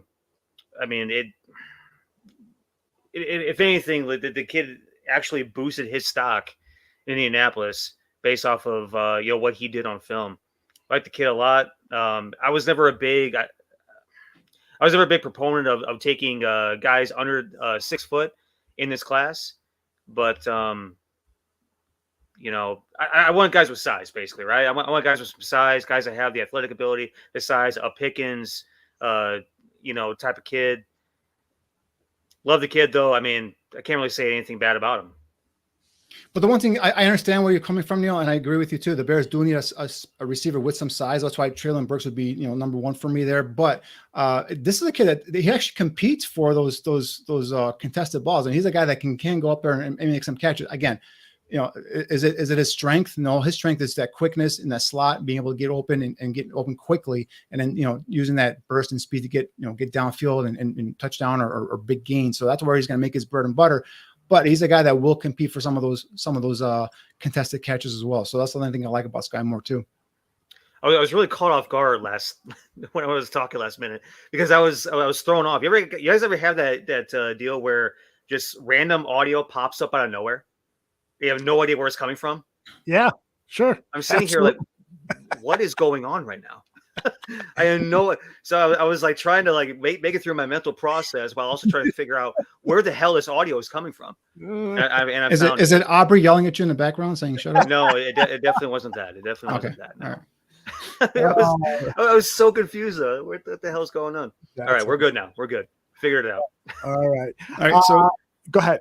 No, I'm saying I want to kind of set up my next clip for this next player if we're ready to go there, or if we have questions from the chat. I'm not sure. No, we're good. All right, so Jahan Dotson is a guy that a name you guys all know, right? So before you play the clip here, although I just wanted to let people know, this is a kid, talk about, an athletic kid, a guy who's lettered in basketball, track, and also, won a 4x100 relay. So he's got that speed, got the athleticism. 3-year starter, a guy that just produces at 25 touchdowns at Penn State, gives you some of that punt return, kickoff return ability as well. So now when we go to the tape here, take a look at this first snap. It's a direct snap as he's lined up in the backfield, able to take it and in it for the score. Has that quickness, the speed to make things happen in the open field. Now, this is what we're talking about. I've been on here how many years now saying the Bears need to get players like this, get the ball in their hands, whether it's a jet sweep, whether it's a direct snap like this clip here, or a slip screen or a bubble screen. Get the ball in these players' hands and let them do it. And then Jahan Dotson brings you that type of ability here on offense. I think this is to be a nice compliment to Justin Fields and Darnell Mooney. The second clip here, you see him does a nice job of finding the hole in coverage and sitting there and catches the ball and quickly turns it upfield and smartly gets down. The one thing about Dotson, he's not a big guy, right? 5'11", 178 pounds. Does a nice job in zone coverage, finding that hole, making the catch, and then getting down. Doesn't take unnecessary hits. Obviously, you don't want a guy that size, get pounded on in the middle of the field. He's brave. I mean, he'll go down the middle of the field. He'll take a hit if he has to, but when he can, go ahead and just get down and make a catch and go on to the next down. The kid does that all the time. So that's another thing I like about him, a positive for me on tape with him. This next clip here, it's a quick hitting play to the outside. You see him using his quickness and his burst to quickly get upfield, keeping those chains moving. Again, how many times it's a 3rd and 11, right? And you just want to get a play in the hands of your playmaker. Just let him do it. Let him create. Here, nice job of blocking up front there by that receiver. Does a nice job of getting quickly upfield and securing that first down. This one here, it does a nice job of going over the middle. Right, we're going to see him run this route here, going across the middle, and watch him how he extends away from his frame, reeling in that catch. Just again, displaying the toughness that you talked about. The guy will go over the middle with no fear. He's not scared to make plays in the middle of the field, and again, he knows how to preserve himself. He does not take a big hit.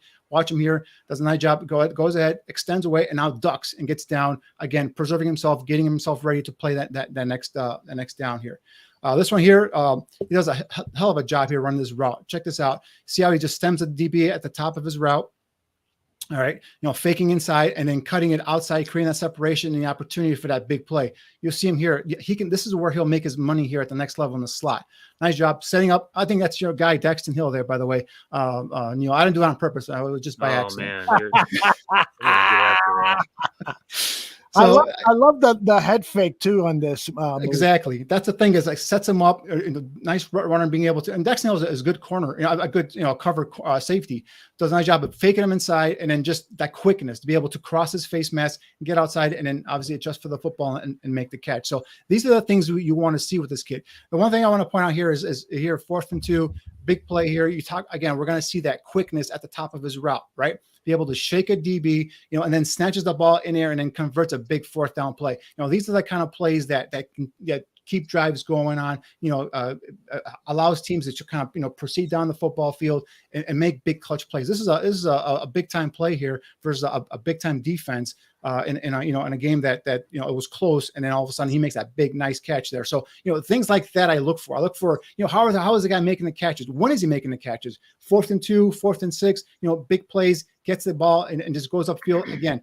I love the fact that he makes the catch, gets the yard he needs to get, and then gets down and saves himself. Because you see a lot of guys take unnecessary hits, and a guy at 5'11", 178 shouldn't be taking big hits from safeties, coming across the middle, or even linebackers. So, that's another thing I like about the kid is his quickness, his ability to get open in those short areas, like the slot or in between the numbers, and then just get down, get your first down, and let's go on to the next play.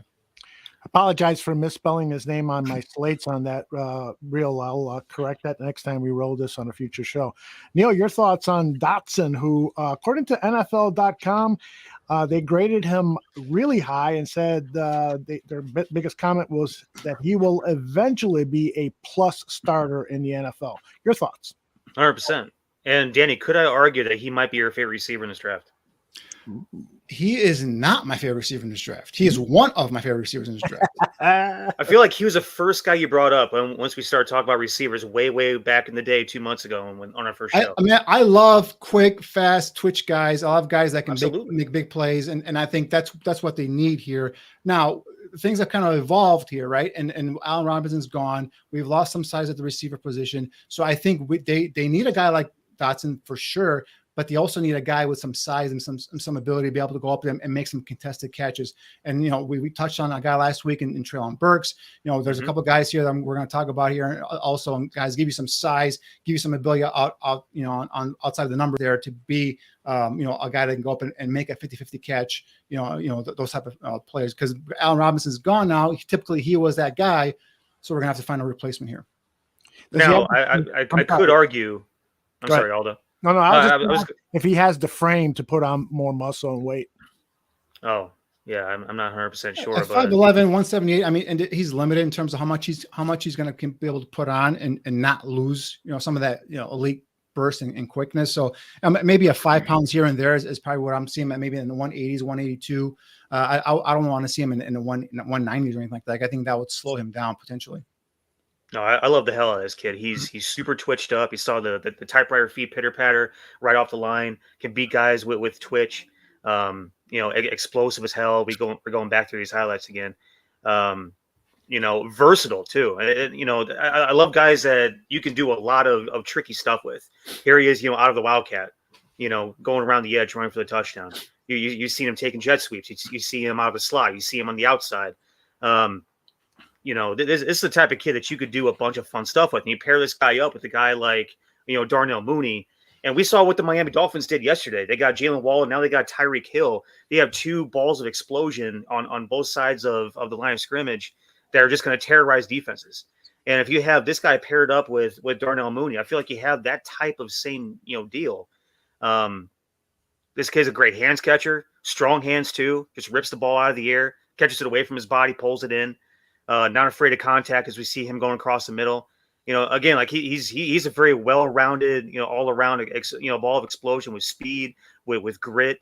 Fights for the tough yardages. You really like this kid a lot. Yeah, the one thing with him is, and the reason why he's not my favorite receiver in this draft, to answer your question earlier, is because I think he's got a limit, right? I don't think he's got number one potential receiver. I think he's a nice, number two, definitely number three complement receiver. So that's why with him if he's not available at pick 39 or 48, it's because a team, either before the Bears and early in the second round or maybe late in the first round already has that number one receiver and they're looking for a complement. Teams like Buffalo, right? They already have Stephon Diggs. They need another receiver to kind of give some explosiveness. Those guys at the tail end of that, that first round. Teams like the Chiefs now, we know they need the element of speed. That's where you can go there as well. So, teams that already have their number one receiver could see this kid as a very nice compliment out of the slot. A guy that can, Dallas, for example, could see this kid being a nice replacement for, some of the players they've lost in terms of free agency. So that's where I'm afraid that he's going to be maybe not even available at this in the second round. So we'll see how that goes. But that's why he's not my favorite receiver, just because there's a limit to what he can do. I just don't think he's number one receiver type, potential. Yeah, and like Mule says, Christian Watson is a guy that I want to go for because he has a size, he has the explosion, all the measurables, all the traits, everything that you want. Yeah, a little bit raw, granted, but we'll go into him when you bring him up. We got him coming up here. He's coming up. And just very quickly, J Rock asked these two receivers that you've looked at, guys.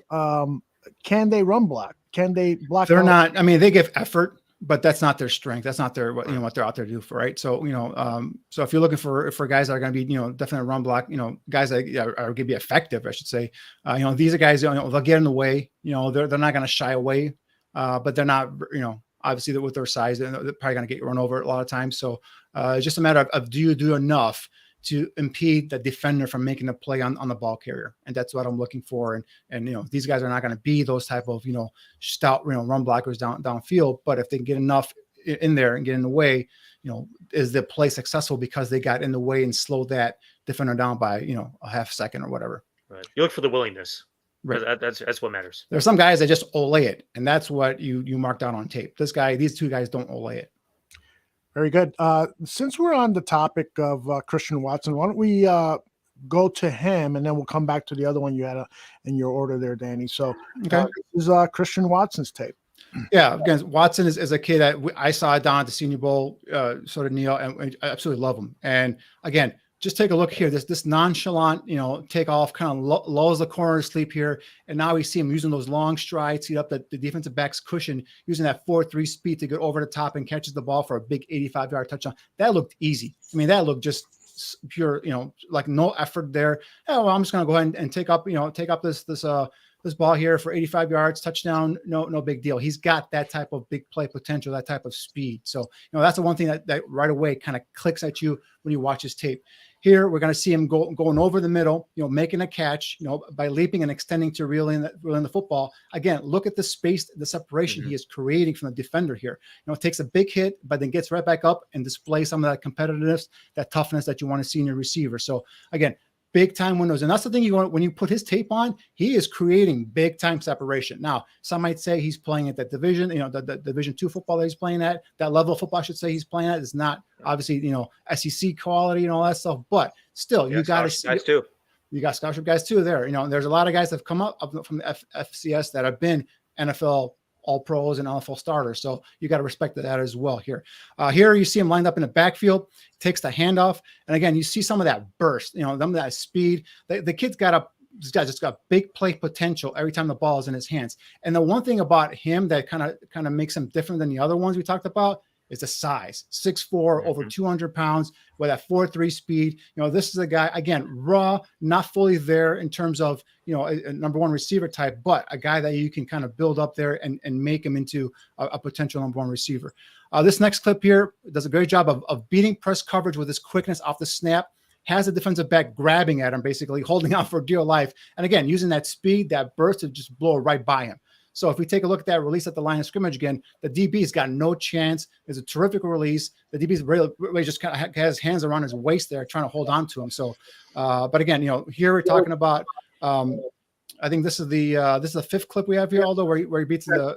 Okay, so this is I think this is the stop and go route. This is where he does a stop and go route, versus press coverage. Has the defender beat by a mile, but the ball is underthrown. So he has to come back to it. Elevate. Actually, nope. This is the wrong clip. I'm sorry. It's number 4. Right? Yeah. So this is the one where he go back to that one. Okay. Yeah. So this is the one where he beats press coverage with his quickness. Has that quick twitch fiber. I look for my quick receivers. Speed gets over the top. Right, and locates the ball in the air and tracks it and adjusts to the throw and makes a diving catch at full speed. Again, not slowing down at full speed, is able to stop or make a full diving catch for the football, which shows again his athletic ability and all that stuff downfield. So this one here, he runs a stop and go route versus press coverage. The defender really is beat by a mile, but the ball is underthrown, so he has to come back. And goes up, makes the catch over the defender, displaying, again, athletic ability, body control, and those strong hands. So these are a ton of plays that you're going to see on Sundays, right? That the ball is underthrown. I want my receiver to be able to go up there and make a play like that, make a contested catch, but also bring you that element of speed, bring you that big play potential. And that's what Christian Watson gives you guys: size, speed, big play potential. Again, is he raw around the edges a little bit? Sure. Does he need to be developed? And from what I've heard, the Bears have hired one of the better wide receiver coaches in the league. So that I'm excited about that, because you guys know how I felt about the previous wide receiver coach that the Bears employed. So this is going to be something that you give him a kid like this with all these tools, and you don't let him go to work and just make him a diamond in the rough, if you will, and let him develop into that potential number one receiver. What do you think, Neil? Just because North Dakota State looks like Green Bay on tape doesn't mean Green Bay is going to take it. You guys like, yeah, Green Bay's going to. No, I mean, they might. I mean, who knows? He knows where he falls. I mean, to me, he's one of my favorite wide receivers in this draft. Yeah, huh? I don't think he's a first rounder, right, Neil? I don't think he's a first rounder. He does have a little bit of development to do, but I mean, he's not like those guys we're talking about with our boy earlier, where you have developmental guys that need a lot of freaking work that are probably going to end up falling, late 3 at best, going into 4 and 5. But Christian Watson, I think I brought it up when we're doing our Senior Bowl wrap up show. When you're watching him go through position specific drills while they were in Indianapolis, how fast and how quickly and how explosively he eats up yardage with his strides. Long right. Strider, I said before, I call that, juice to the step. He's got so much juice in his step that he eats up so much ground as he climbs his route that the DBs are basically in a position where they're so dumbfounded where they don't know what to do, right? It puts them in a position to where they have to, really sink or swim, type of deal. And Aldo, go ahead and throw those highlights back up, man. You got it. Got some thoughts on that. So, I mean, number one, you look at this kid. He has the size, he has the measurables, he's got the speed, he's got the explosiveness. It's so easy for him to eat up this yardage and get all this 10 yards of separation by the time the ball falls in his hands. Can we get a quick shout for Quincy Patterson, by the way, Chicago kid throwing this ball? Quick shout to Quincy Patterson from Solorio Academy here in Chicago. I didn't know that. Little golf clap for Quincy. The Patterson family dropping it in there. What's that? The Patterson family thanks you. There you go. The other thing about this is the explosiveness, right? The 30.5 vertical leap, correct. The 4.36 40. He broad jumped over 11 feet. I mean, that's and it gives the 32 arms, that right 32 inch arm length. It gives you a huge catch radius, along with the explosive power, the speed, and all that stuff. So that's what I'm talking about. Is this kid has got all the tools. And the other thing, Neil, that I noticed, and I think you noticed as well down in the Senior Bowl, was his quickness in and out of his breaks, in and out of his cuts. For a guy that size, you're not expected to see that. A guy that big, that tall. So that's another thing that caught my eye as well. We don't have that in these clips here, but we just see I show more of his explosiveness here. But just the in and out of breaks real quick. If you can refine that and get him to be a consistent route runner, get in and out of his break with that kind of twitch and that kind of body control he's got. Again, this is a kid that I think has a chance to develop into that potential number one receiver. Well, you said the word I was going to use on clip number 2, where he's coming across the middle, has to contort his body, get his hands around backwards, and catch that ball basically behind him. The body control to be able to do that, the core strength, the core flexibility to be able to do that, the hips to be able to do that. At full speed, though, too. He doesn't slow down. Full speed, right. He's running across the middle, still trying to gain separation on his defender, catch this ball.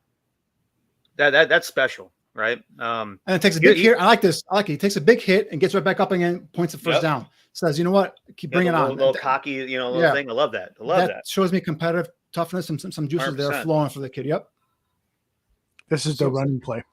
Yeah, the run play. Again, I go back to what I said about Jahan Dotson. You got a kid that, he shows versatility on film. He shows, position-specific versatility. You give him the handoff. He finds the hole, it explodes through like a tailback, has a little bit of vision to him. Body type reminds you of T.O. T.O.'s a little bit bigger. T.O.'s bigger, a little more thicker. But so I'm blanking on the guy I want to compare him to right now. It'll come to me. But shit, in terms of size and explosiveness, yeah, sure, yeah, I can go ahead and compare him to T.O.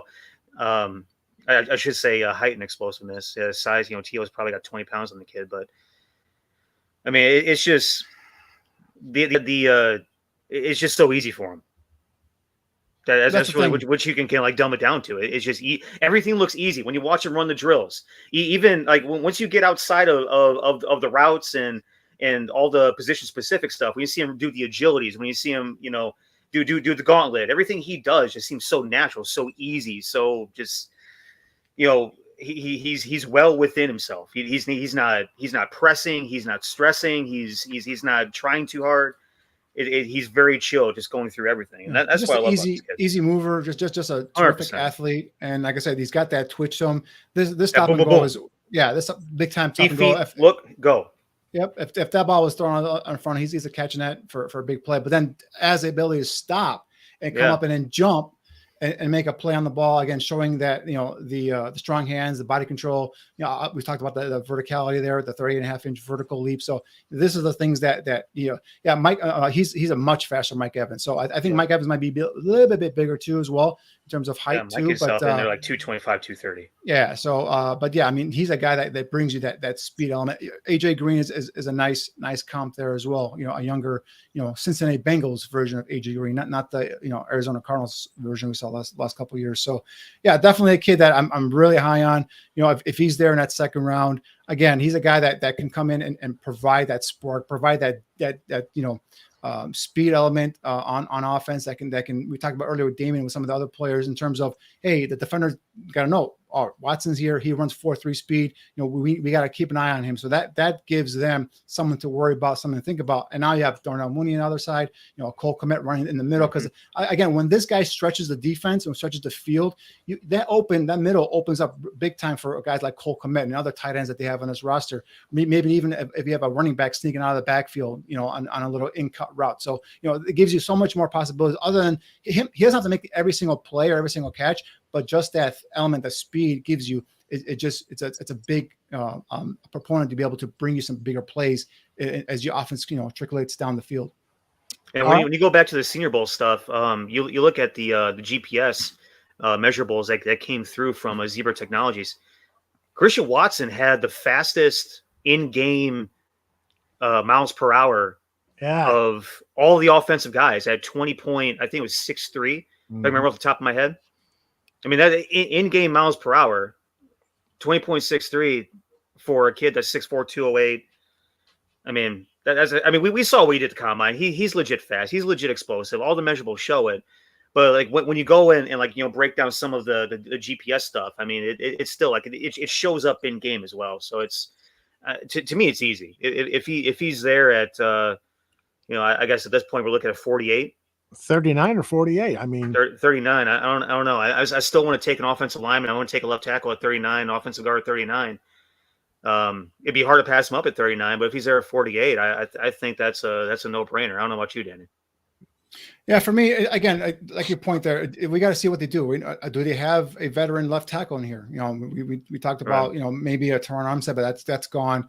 I know Dwayne Brown's out there. I know Fisher's out there, and I know they're not the same players as they were before, but you need a veteran presence there, even if you're going to bring in a guy in the later rounds of the draft to kind of compete and kind of coach up, right? So that's the thing that still worries me is that left tackle position. For me, it's going to be offensive and defensive line. The other thing is defensive. Last time we were on the show, we were raving about the Larry Ogunjobi signing. Obviously, lo and behold, next day he fails his physical and he's not part of the team anymore. So now he moved on to Justin Jones, who, by the way, Justin Jones, when we were down in Mobile, although I remember you and I were talking about this guy, he was on with the crop top, running sideline to sideline, making plays like a madman, and he just wasn't a fit for the Bears at the time because he was more of a 3 technique. And lo and behold, now things turn around and he's now a Bear. So I think he's a guy that could probably be a part of a rotation. I just would be hard for me to kind of rely on him as my true 3 technique as my full-time starter, as a part of a rotation, a guy that can be paired inside with another explosive defensive tackle. That's something that I would be, really interested in.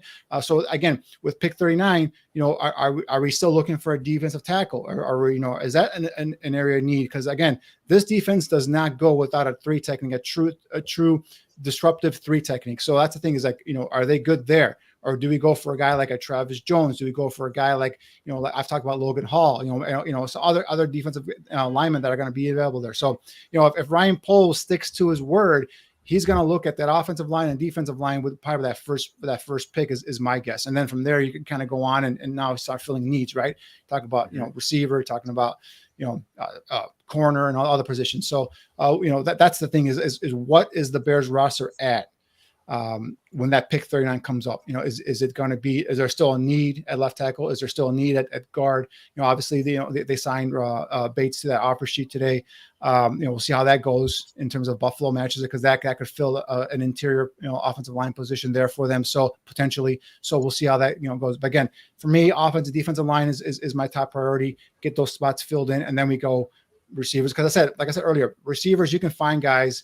These are guys I've just today that I've marked that could be available in the second round. A couple of guys near the end, maybe third round range. But again, there's going to be receivers third, fourth round that you can bring in here and give you what we're talking about, explosive plays.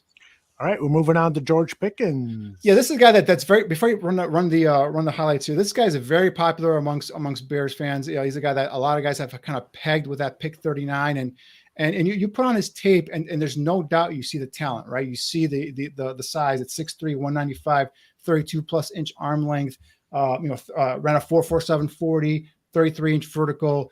But there's some background here with George Pickens, and maybe Neil, you can chime in here. This is a kid is a very talented kid, but was a 5-star recruit coming out of high school, but was suspended back in 2019 from team rules, and then came back and then got suspended again for punching a player in the game. So there's some maturity things that we want to be careful here. So I'm sure the Bears are going to vet this kid out. But you took a look at his talent. Here he does best here. Goes up and makes a catch versus a DB, a contested catch. Again, we're talking about a leaping ability, right? 33-inch vertical, body control, strong hands, a guy that can go up, and even if he's covered, he's still open. These are the type of receivers George Pickens is. All right, so that's the first one there. This one here shows him a little more quickness here. Catches a slant pass, and he uses that burst upfield for this touchdown. And the combination of size, speed, and athletic ability make him a very good receiving prospect here. Again, this is not where he's going up and making that catch. This is where he's using that quickness, that speed to be able to get inside and catch the ball. Now burst through the defensive secondary and into the end zone for a touchdown. So he gives you that type of big play potential as well. Again, very talented kid, very athletic kid. The other thing is we'll get to after the highlights here, but there's some other things about him that I really do like and that he showed this year. This one here versus Cincinnati. Here he blitzes, his man blitzes. So you see him, he's got matchup versus a safety, and he gets over the top leverage, and look at him just lay out and make this catch, displaying that big play downfield potential. So again, speed, quickness, his man goes inside. He knows he's going to go deep. He's got a safety line up against them. Quarterback does a good job of just laying it out there for him a little bit too far. Again, tracks the ball over his shoulder, which you want to see receivers do, and then does that, lays out, makes a catch. Terrific catch, again, showing his hands and his ability to go ahead and make those difficult plays downfield. This one here, so this is where I marked this as a bad play. For me, I see some mental lapses and some laziness in this tape, and that could be just maturity. That could just be maturity. Again, this was 2 years. This tape was from 2 years ago.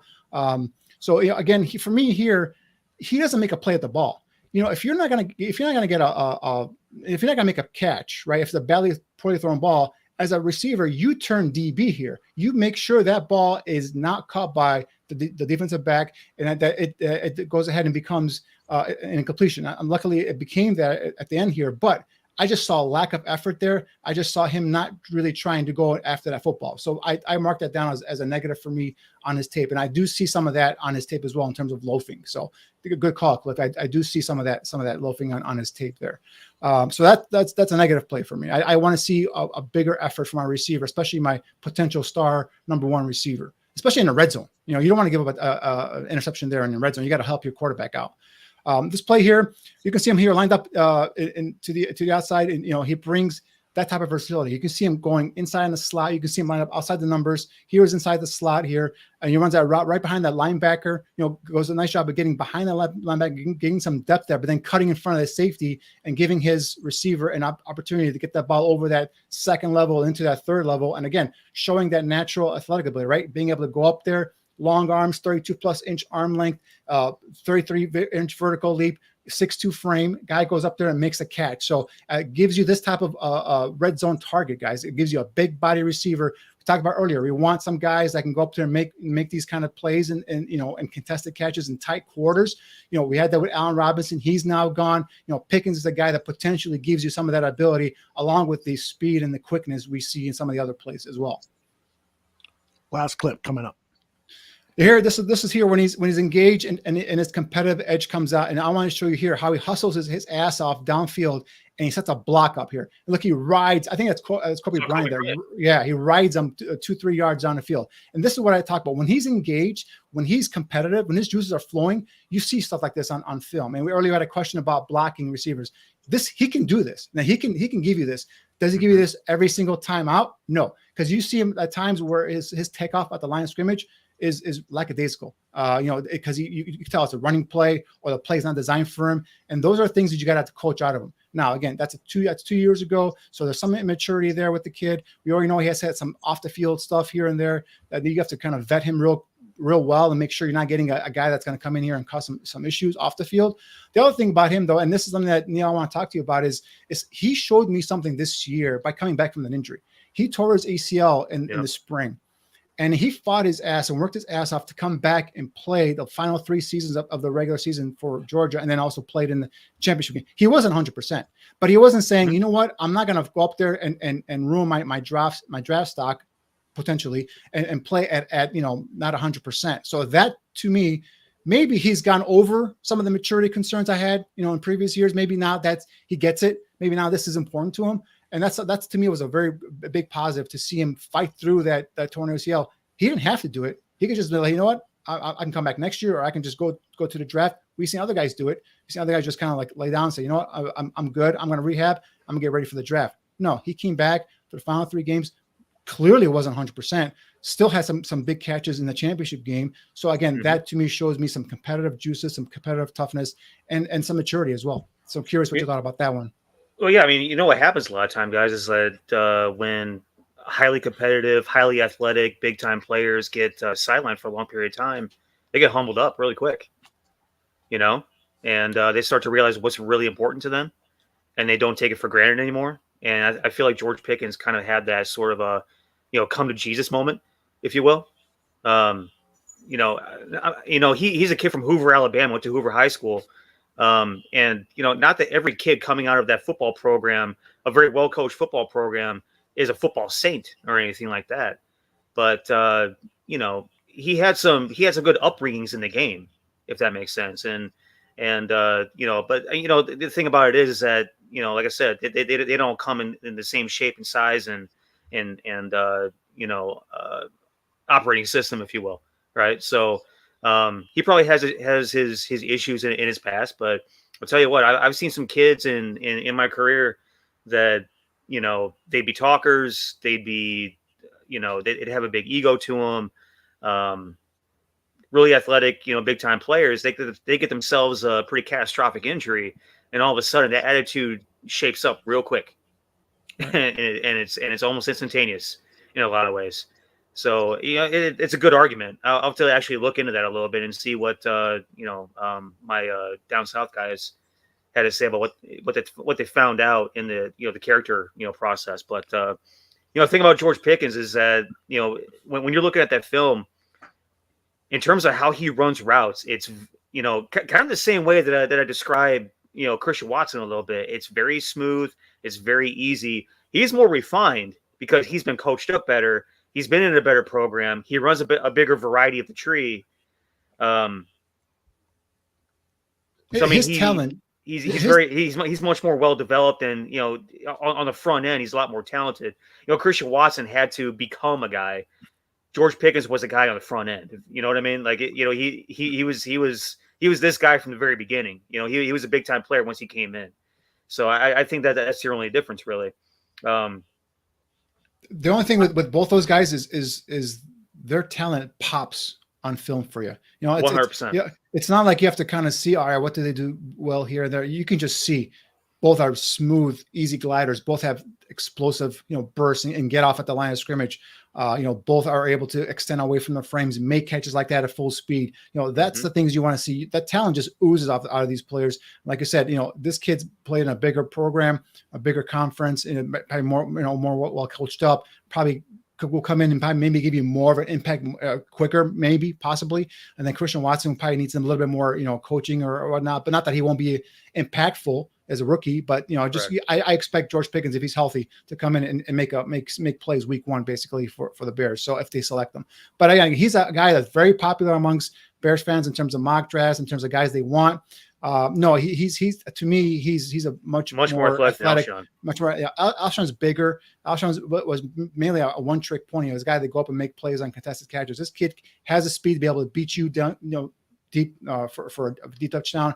Can also go up and make those plays, those body control, those 50-50, plays downfield as well. So he gives you a lot of what Allen Robinson gave you at a much younger age. So this is a kid that I think will get ideal fit in the offense because of the fact that, again, his skill set is Allen Robinson. Again, when you see stuff like this, when his competitiveness is on high and his motor's running, kid can do anything he wants on the football field. He can block. He can run for a touchdown. You can give him a jet sweep, and he can, he's got the ability, the speed to be able to get downfield and make plays out of there as well. So he's that talented. Again, he was a 5-star recruit coming out of high school. So, talent's always been there. Some maturity issues, again, as I talked about earlier. Those are some of the questions you have about him. And obviously the injury, he comes back from last year. So that shows some of that toughness. But again, very, very talented kid. There's also some concentration drops. You watch some of his tape. There are some times where he's just not concentrating, doesn't look the ball into his hands, drops it. So you'll see some of that as well. That's got to be coached out of him as well. So not the perfect prospect, probably why you're seeing him now listed in the second round in most mock drafts. But again, he's the guy that gives you talent. And if you get him right, you can potentially have yourself a superstar there. when these scouts come in for character evaluation, one of the things that they ask about is and especially with what you're talking about, like, he's got the background, he might have some red flag in terms of character. The things that he does on the field is sort of inconsistent. Like, does he have the want-to be a professional? Does he have the want-to be great? And in terms of that, can he be coached up in order to achieve those things? And if he has that kind of like, mentality about him, if he has that kind of makeup, that genetic makeup in him, then yeah, he's going to be fine. But again, we're not within the four walls of Georgia. We don't know like 100%, what we've seen from our own two eyes over the course of the past 4 years. And so that's really the big thing. A lot of this stuff that we're talking about comes out in the discovery process when the scouts come in during August, and then throughout the year, spontaneously throughout the year to check back up on these kids. August is the big character month. These guys come in to get character, to get body types, and that's really it, right? And then they come in throughout the year to watch tape, to see guys on the practice field, to kind of more evaluate the athletic and competitive sides of things. But like in August, when these scouts come in, if Georgia goes ahead and says, yeah, you know what, honestly, the injury really kind of changed the kid a little bit. He was a little bit of a shithead before, and now he's much better. He's more competitive. He's more cooperative. He's much more coachable, those types of things. Or it could be one of those things where, yeah, when he was young and immature and dumb, as kids tend to be, yeah, he had these things, and then he grew up, as kids tend to do, right? And so that's where the whole thing that we're talking about here is like, which side of the coin is it? If it is any side of those coins, or is it just that, yeah, he is still immature, he hasn't grown up yet? Is that a thing that the player development guy at the next level has to get his hands on? Is he going to become one of those dudes that he's got to spend a lot of time with that particular individual within the four walls of the franchise, and a lot of hands-on kind of molding to do within the kid's mentality, the kid's attitude, the kid's competitive juices, all those different types of things, in addition to the receivers coach getting his hands on him. And then those are all the things that scouts figure out. I mean, we're just looking at what we see on tape, and is what we see generically as we look at things that may pop up in the news, things that may pop up in his bio, whatever the case may be, that our ability to judge character. But mainly like what we see on tape. I mean, shit, yeah, that kid has it. He has the ability. He has the tools. He has what we need to fit what we want. Very good stuff, gentlemen. Do you want to continue, or should we save the tape that we have left for next week and then get to and we haven't even got to Niel's players yet. So maybe we've got next week's show already built in. What do you think? Yeah, I can continue with the players, or we can go with Niel's guys, or we can just take some questions or whatever you want to do. Yeah, let's do that. Let's take some questions, and also we'll save the tape that we have on Bo Melton and Tolbert, who people were. Ravi says, "I want to see Tolbert." let's do Tolbert, and then we'll handle a few questions, and then we'll get to the last guy, Bo Melton, next week, along with some fresh tape that we'll have. And I know people are dying to talk about cornerbacks, and I know you guys have been looking at tape of cornerbacks, so we'll promise that for next week. Let's go on. And so before you play Tolbert, I just want to give some background here. This is a kid full disclosure, I had never watched up until when I saw him at the Senior Bowl, and I'm like, damn, this kid looks like part. He looks legit like a number one type of receiver. He's got the frame. He's got the definition in terms of his arms, his legs, everything like that. 6'1", 194 pounds, 32 1/4 arm length. 10-inch hands, gives you a big catch radius, and that's what you want in your big number one receivers. And I put on this tape here, first play. Look what he does, and I'm like, all right. This kid, look at him. First play, gets off press coverage with a great release. Okay, this is versus Tennessee, guys. Versus Tennessee Volunteers. Turns upfield, tracks the ball over his shoulder, and then this makes a superb one-handed catch versus a corner. Just again, nonchalant, just gets off field against a guy that's a Division I player in the SEC, and just puts it up there with that 10-inch paw and just brings it in. So again, you're talking about a kid's got athletic ability. Gets off that jam real quick, and again, that big natural hand ability to be able to put his hand out and make a catch. Impressive right away. Again, here we're taking a look at a play, a 4th and 6. Again, I like to show context in a play. Again, this is still versus Tennessee, 4th and 6, big time play here. Take a look at how he sinks his hips here to create that separation. Okay, uses his strength to be able to get away from the defensive back, and then that's holding him basically on this whip jerk route to go ahead and be able to convert on this 4th and 6 play. Again, that's talking about determination. That's talking about a guy who's got some quick twitch fibers in him, and he's got some strength here to go ahead and look. The guy's holding him, and he gets away from him, and he gets the ball and gets upfield real quick. Again, 4th and 6. This is impressive. Again, he's not doing it against St. Mary's or anything like that. He's doing it against some SEC team here. Again, we're talking about sinking his hips, on these whip and jerk routes, and being able to create that separation, that slight window. The ball gets on him really quick there, catches it, and then turns around. He's upfield and he's gone. He ran a 4.49 at the combine. I think he's in that mid 4.4 range there. He's got some of that, again, that breakaway burst and that speed. Danny froze there for a second. Uh-oh. He may need to leave. I think FBI's investigating Danny. I think they got him on something. Let me drop him and then see if he can. Oh, that was funny. All right, no, Ravi and Smoke and Skokin. I mean, they're saying this is their guy. I mean, I'm not against that whatsoever. He was another one of those dudes at the Senior Bowl. You look at his GPS, all of his his Zebra Technologies measurables. I say that as I wear a damn Catapult, freaking sweatshirt. But I mean, I gotta give props to due. They're the ones that were taking the measurements and all that kind of thing. But he was another one of those guys that had a 19 plus, almost 20 on his in-game GPS recorded speed at a size of 6'4 plus, around 200. Not as explosive as Christian Watson, not as sort of freaky in his explosion as Christian Watson, but the same type of player in terms of what he gives you in terms of length, strength.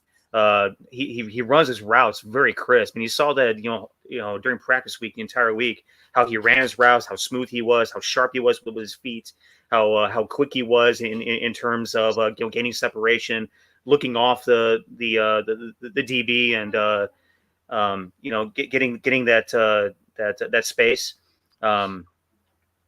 He was a really interesting kid. I mean, you look at what he did in Summit. He absolutely torched the Sun Belt, especially this past season. I think he was the only 1,000-yard receiver in the history of South Alabama football. Not that they've had an illustrious history or anything like that, but still, I mean, they've been around for 5 minutes, and they have a guy like this come through and absolutely torch the league. So. He's a really interesting kid. In terms of his background, I don't know too much about him to be 100% transparent, but you watch his film and it's extremely impressive. And some of the guys in the chat are like, yeah, this is my guy. I mean, you kind of zeroed in on a really good one, guys. Neil, what's amazing about that tape against Tennessee is how often they were holding him. It was like, I can't. And no flags. And no flags. No flags. The guy's getting raped. No flags. This was a play that Danny wanted to highlight coming up here because he says if the quarterback is this the play? He says if the quarterback would have thrown a better ball here. Oh no, this is that's the first play. Yeah, fantastic one-handed catch, and this is super. Again, he's being held there, and he makes the one-handed catch. It's a thing of beauty. And I'm really glad, again, like Neil said, that you guys in the chat room brought this guy up because this is a guy to definitely watch. He's got adequate size at 6'1", almost 200 pounds. This is the 4th and 6th play that, again, he's held on, but he's going to make the play and move the chains. Chain movers, that's what you want. I mean, look at that blatant hold. It's funny. Jesus. Oh man!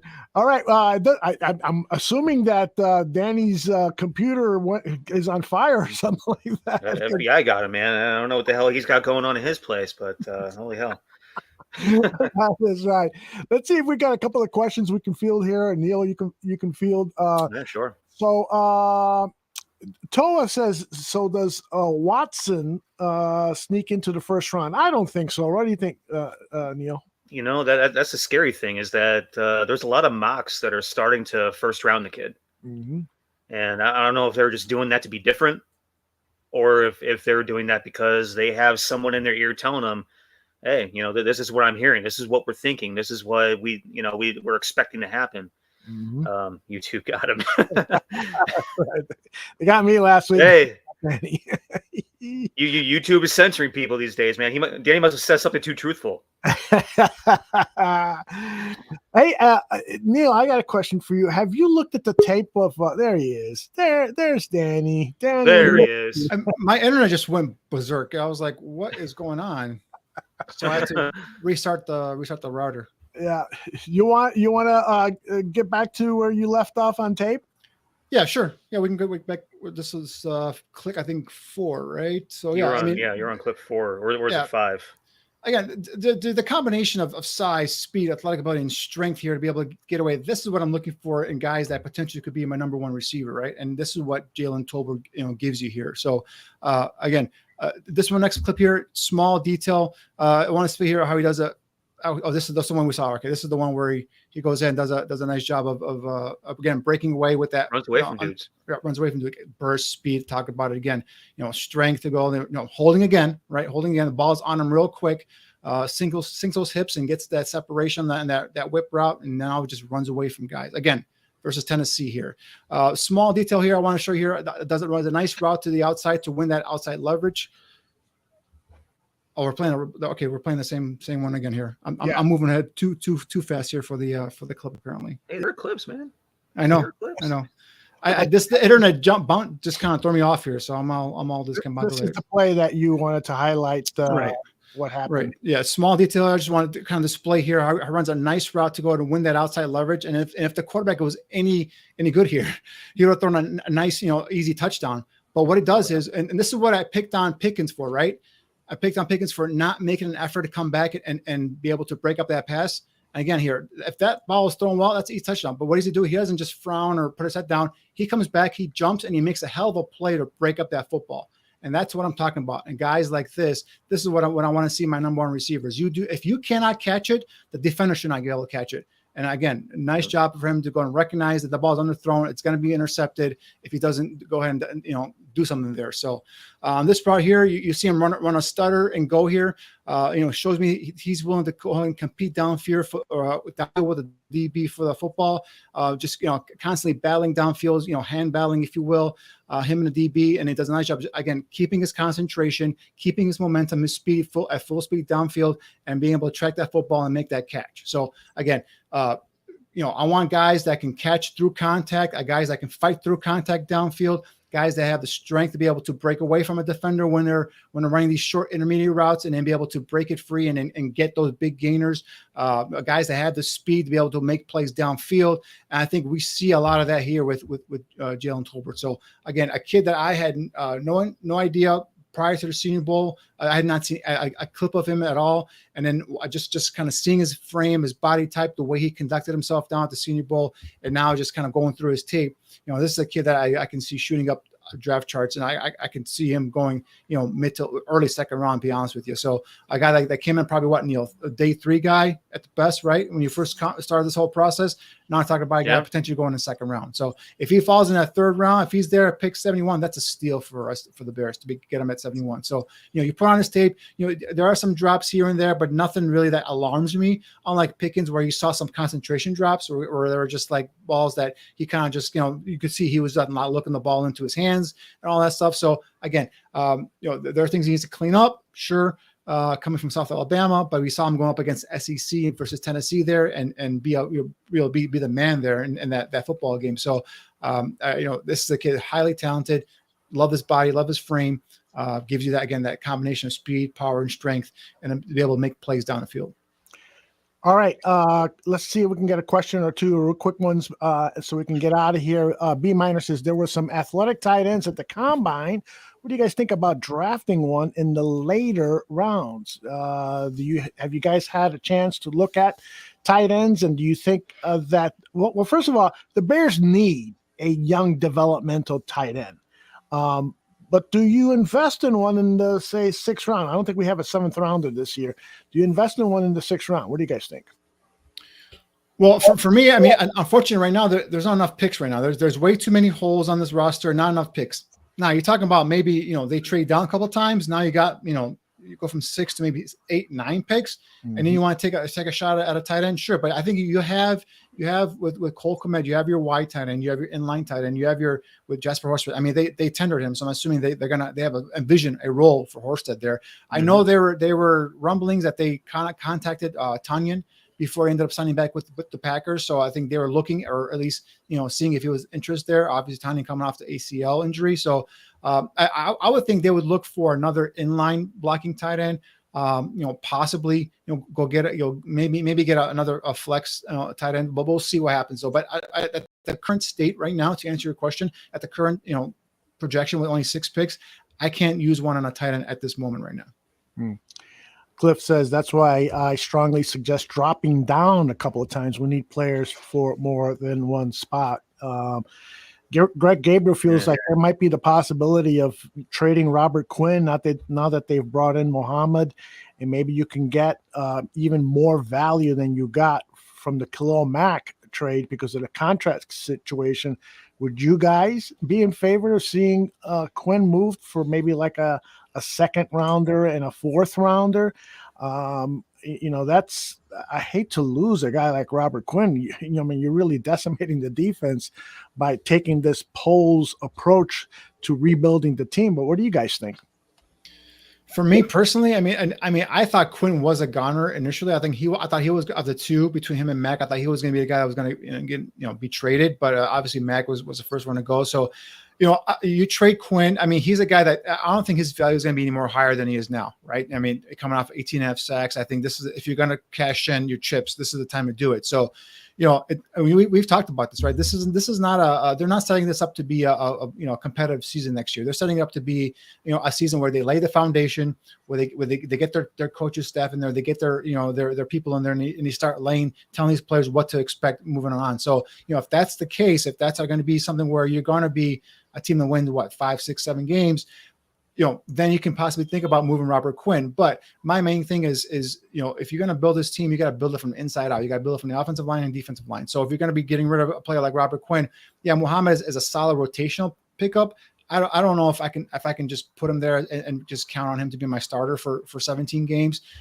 He hasn't done, he's been productive in a limited capacity. I think he was their starter last year for the Colts, that is. So, I don't know. I have some questions there, right? Travis Gibson is a young guy that I think we saw, take nice, leaps forward in terms of his career. Had 7 sacks once Mack was gone. He was a starter opposite Robert Quinn, and he had 7 sacks this year. So if he can continue to get better, I think you have potentially 2 guys there that you can start. Now if you go and get these picks, and now you're going to make defensive end priority in the draft as well, because you're going to have to bring another guy here that's going to be able to be part of a rotation. So you're going to take away Quinn. Depends on what you get. If you get a deal like, for example, the Tariq Hill deal, that was a deal that the Chiefs could not pass up. There's no way you could pass up, 5 picks for one receiver. So if you get I'm not saying you get 5 picks for Robert Quinn, but if you get a deal that's just too good to pass up, I think Aldo, you put out there a 2 and a 4, right? And you feel like that's some terrific value. I think then you go ahead and do it, because again, Robert Quinn's value is not going to be higher than it is, coming off of an 18.5 sack season. Neil, your thoughts on moving Quinn? It's scary, man. It's almost the last piece of the playmakers on defense we had last year that's still there. Exactly. Yeah. It's crap. I'm just looking at the roster right now, and in terms of pass rushers, you have him and Gibson, and that's really it. Al-Qadim Muhammad, he's a defensive end, but I wouldn't call him a pass rusher. He's more of an edge setter to me. He's a rotational guy, yeah. Basically a guy that comes in as part of a three-man, Mario Edwards Jr. He's more of a guy to be interior. I think he's going to be a defensive tackle.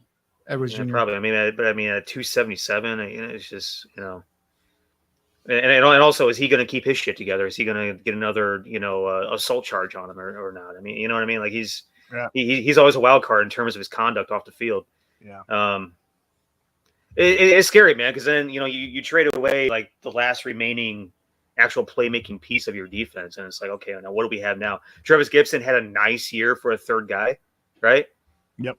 Can he be the number one? Can he be dependent on to get 7 to 10 sacks, right? You know what I mean? So it's scary, man. It's you're in uncharted territory at that point. But if you're a team, if you think about, because I'm not, like, initially when the question was asked, I'm like, no, you can't show up, because this team is predicated on getting the front four, creating havoc up front. But if you're kind of laying the weeds and saying, all right, this is going to be the year we kind of retool a little bit, we get younger, we get some of these guys some playing time and see what we got here, and then next year we're going to be loaded with cap money, we're going to be loaded with some draft picks. Next year's when we go and we make our move. You know, if you think about it that way, then it makes sense to get rid of Robert Quinn, because he's not going to be around here probably, going forward. He's not going to be part of your future. So that's where you got to kind of take, pause and say, all right, what team right now is out there? It's desperate for a pass rusher. I think the Chiefs need a pass rusher. I think potentially the Cowboys could be coming around, sniffing around Robert Quinn, because he's obviously familiar with them, and they have multiple picks they can probably trade. So if a team comes and gives you a package, like I said earlier, that you can't refuse, you're gonna have to do it, even though it's gonna cause you, in the short term, in terms of next year, probably not having a decent pass rusher. We'll see what happens, but I just we'll got to see what is there in terms of package that's being presented to Ryan Poles. Now, we said, though, I mean, going back to every show I think we've had since we started back up in January, every single show we've admitted that this roster is going to be, kind of rough aroing the edges, whatever way you slice it, going forward into August and then into September. Let's not be expecting something that's actually going to win a lot of games. Mm-hmm. And I said from the very beginning, us as fans, let's just go ahead and temper ourselves a little bit. Let's not get too out of control in terms of our evaluations of what, the new GM, his staff, and, the coaches are going to do with what they give them, because, with what Ryan Pace left in the cabinet, man, it's rough. Mm-hmm. Yep. It is rough terrain with what we're working with right now. And, Poles is kind of, made some, David Blaine shit happen with what little he has had to make happen with. Mm-hmm. And, so far so good in terms of the moves that he's made. So far so good. Mm-hmm. I feel like us as fans, are like a lot of the reactions on Twitter, been a little bit over the top, not to, insanity's extent. So to speak, but let's be patient, guys. He's gonna make some things happen. My one concern is I understand where you're coming from, Neil, and I think Aldo agrees as well, is that this is going to be that adjustment year, if you will. Mm-hmm. But my concern is, all right, you have Justin Fields, and you cannot let Justin Fields just take more lumps, right, as you're kind of putting this thing back together again. So that's been my concern is all right, what are you doing to help Justin Fields here, right? I understand you're going to be trading away veterans and make big money. I understand you're going to take big cap hits this year so that next year you can free up a lot of cap space. I understand maybe you're not going to be big-time players in free agency, so you can maybe recoup some comp picks next year. Fine, I get that part. But you do have a potential franchise quarterback, playing there. You cannot put him out there with a subpar offensive line, right? You cannot put him out there with no receivers, basically. And, Byron Pringles is a nice gamble, sure, but you need more than that. So that's why I'm thinking, as long I can live with them telling me, you know what, we're going to take this year and just kind of build our culture and get our team going, get some of these young players some playing time, as long as they are protecting and helping develop Justin Fields and putting him out there with just Darnell Mooney and Byron Pringle. And I know they're going to draft a receiver or two, but it's like they need some more people around him to help him. And eventually the offensive line, that left tackle position scares the hell out of me right now, guys. And I know people are talking about Larry Borum, talking about the guys. That's not going to happen. If you want to put a real left tackle, it's either going to have to come, veteran, like a stopgap veteran free agent, or it's going to have to be probably that pick 39. Someone's going to have to fall to you, and you're going to have to draft them. That guy's going to have to start. Don't tell me Larry Borum or Tevin Jenkins is going to be your starting left tackle next year, because I don't want Justin Fields behind an offensive line that has Larry Borum or Tevin Jenkins as a starting left tackle. Yeah, how many times have we said that Tevin Jenkins is not good enough? Yeah. How many times? Too many times, because it's true.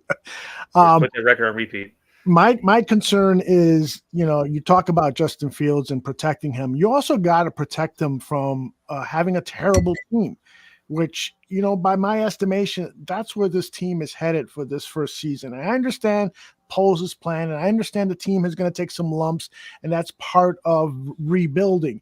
But at the same time, you don't, and you're talking about building a culture. You don't want to build a culture that you have to fight through these losses and continually tell your players, we're getting better, guys, even though you lost the game.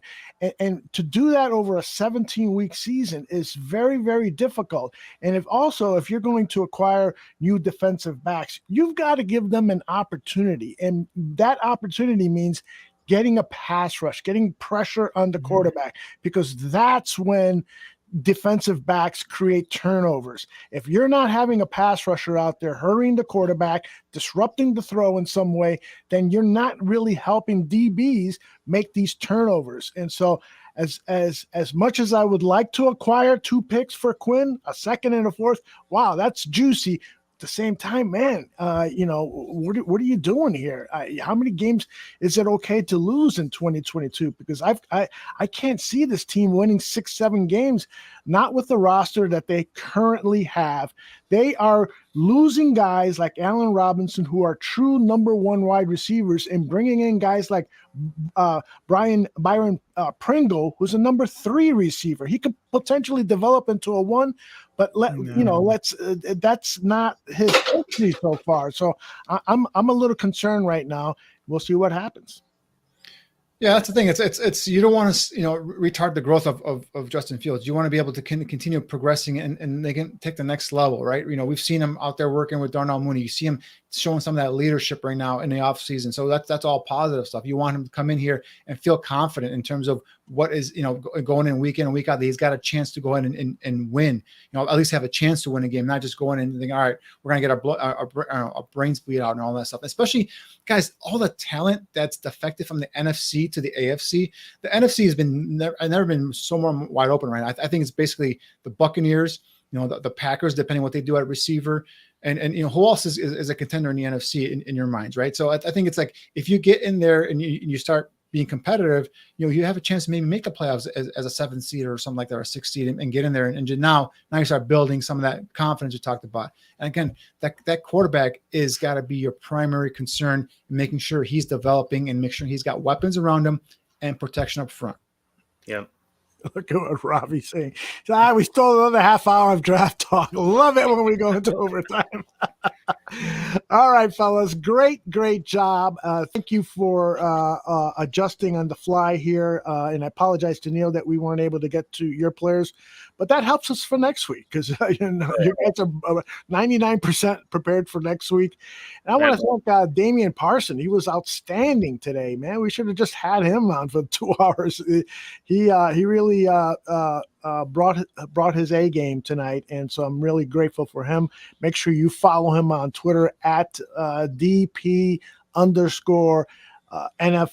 and head over to the Draft Network online, read their articles, and use their mock generator. It's all good stuff there. Guys, any final shout outs you want to give out? Neil, start with you. Yeah, well, just say to the fans, man, to the listeners, to the watchers, you guys bring it every week too. You know what I mean? With your questions, your comments, and everything else. Danny and I aren't actually in the chats. We don't see what everybody says. Aldo puts up the most interesting stuff. Wow, don't say that. People are going to get offended. Hey, why wasn't I put up as many? The stuff that we could bounce and create conversation off of and everything else. I should probably have another screen up just so I can see what the people are saying. And you should be able to see it on your controls. No, but shout out to you guys, because you guys bring it every single week too. And again, from week to week, if you guys have anybody that you want us to go ahead and take a shot at, any questions, whatever, just hit us up, DM us. Up on the outside of that, always fun times being on with you guys. Like the show, comment on the show, share the show. It's been a hell of a week for me. I'm going to watch the rest of these basketball games. I'm going to finish drinking the blood of my enemies and go to sleep. Wait a minute. We got breaking news. Breaking news. Yeah. The Bears have just signed Trevor Siemian. Oh, Hey, that's good. A 2-year deal. What do you guys think? I like Trevor. Good kid. What's up with Nick Foles? You've already paid his roster bonus, so that's already money sunk. It looks like the Bears and the Seahawks are neck and neck. They're racing for the team that's going to have the most dead cap money this year. I'm not sure if that's a race you want to win, but I just don't know what's going to happen with because if you trade Nick Foles, assuming you take some of that money, and then you might get a 6th round pick. Hey, we said we don't have a 6th round pick. Maybe we get another 6th round pick here for Nick Foles. I'm not sure, but Trevor Siemian, that doesn't do much for me. Obviously, get a Gatorade bucket of water for Nick Foles. That's what we might get for Nick Foles. Maybe a filled launcher. or empty. That's the thing. Well, water don't cost, well, actually, now with inflation, water might actually cost something. But But the thing is, with Trevor Siemian, all right. So if you think about it, if the Bears have a quarterback that is mobile, the guy that can use his legs to make plays. Simeon's not that kind of a quarterback. Not that Foles was either. So I'm just curious what the infatuation with Trevor Siemian was. So obviously with Bates, the guard they got, they're signing from the Bills. We know what the draw was there. Ian Cunningham, the Bears assistant general manager, actually got him to sign with the Eagles when he was coming out of Penn State. So that's a connection there, and that's where. And then he ended up trading him to Buffalo, and that's where that connection is there. But with Siemian, I don't see the connection there. I'm not sure what he is. Maybe it's just a camp quarterback.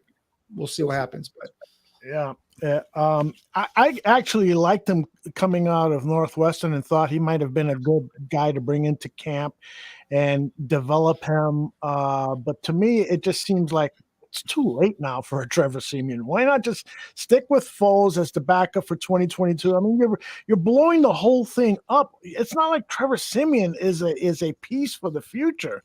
I don't understand that move. But unless there's a trade scenario out there that we don't know about with Foles, that team is. But I mean, if you think about it, every single team pretty much has their starters already kind of filled, right? Maybe a team values Foles as a backup or something like that. I'm not sure if Doug Peterson wants him back in Jacksonville to back up, his young guy and Trevor Lawrence.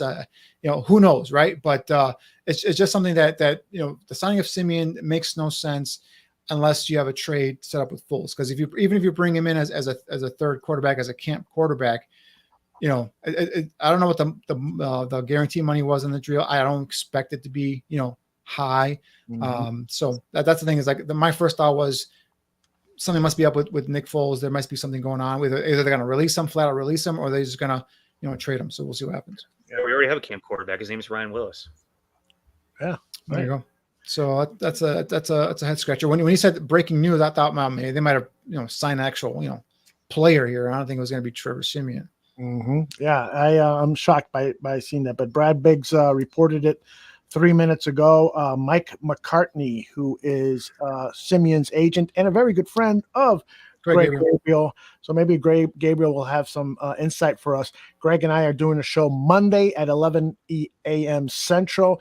And Greg is going to do something that I think you guys, Neil and Danny and everyone else are going to be really interested. He wants to do a show that takes us into NFL organizations and what is going on right now.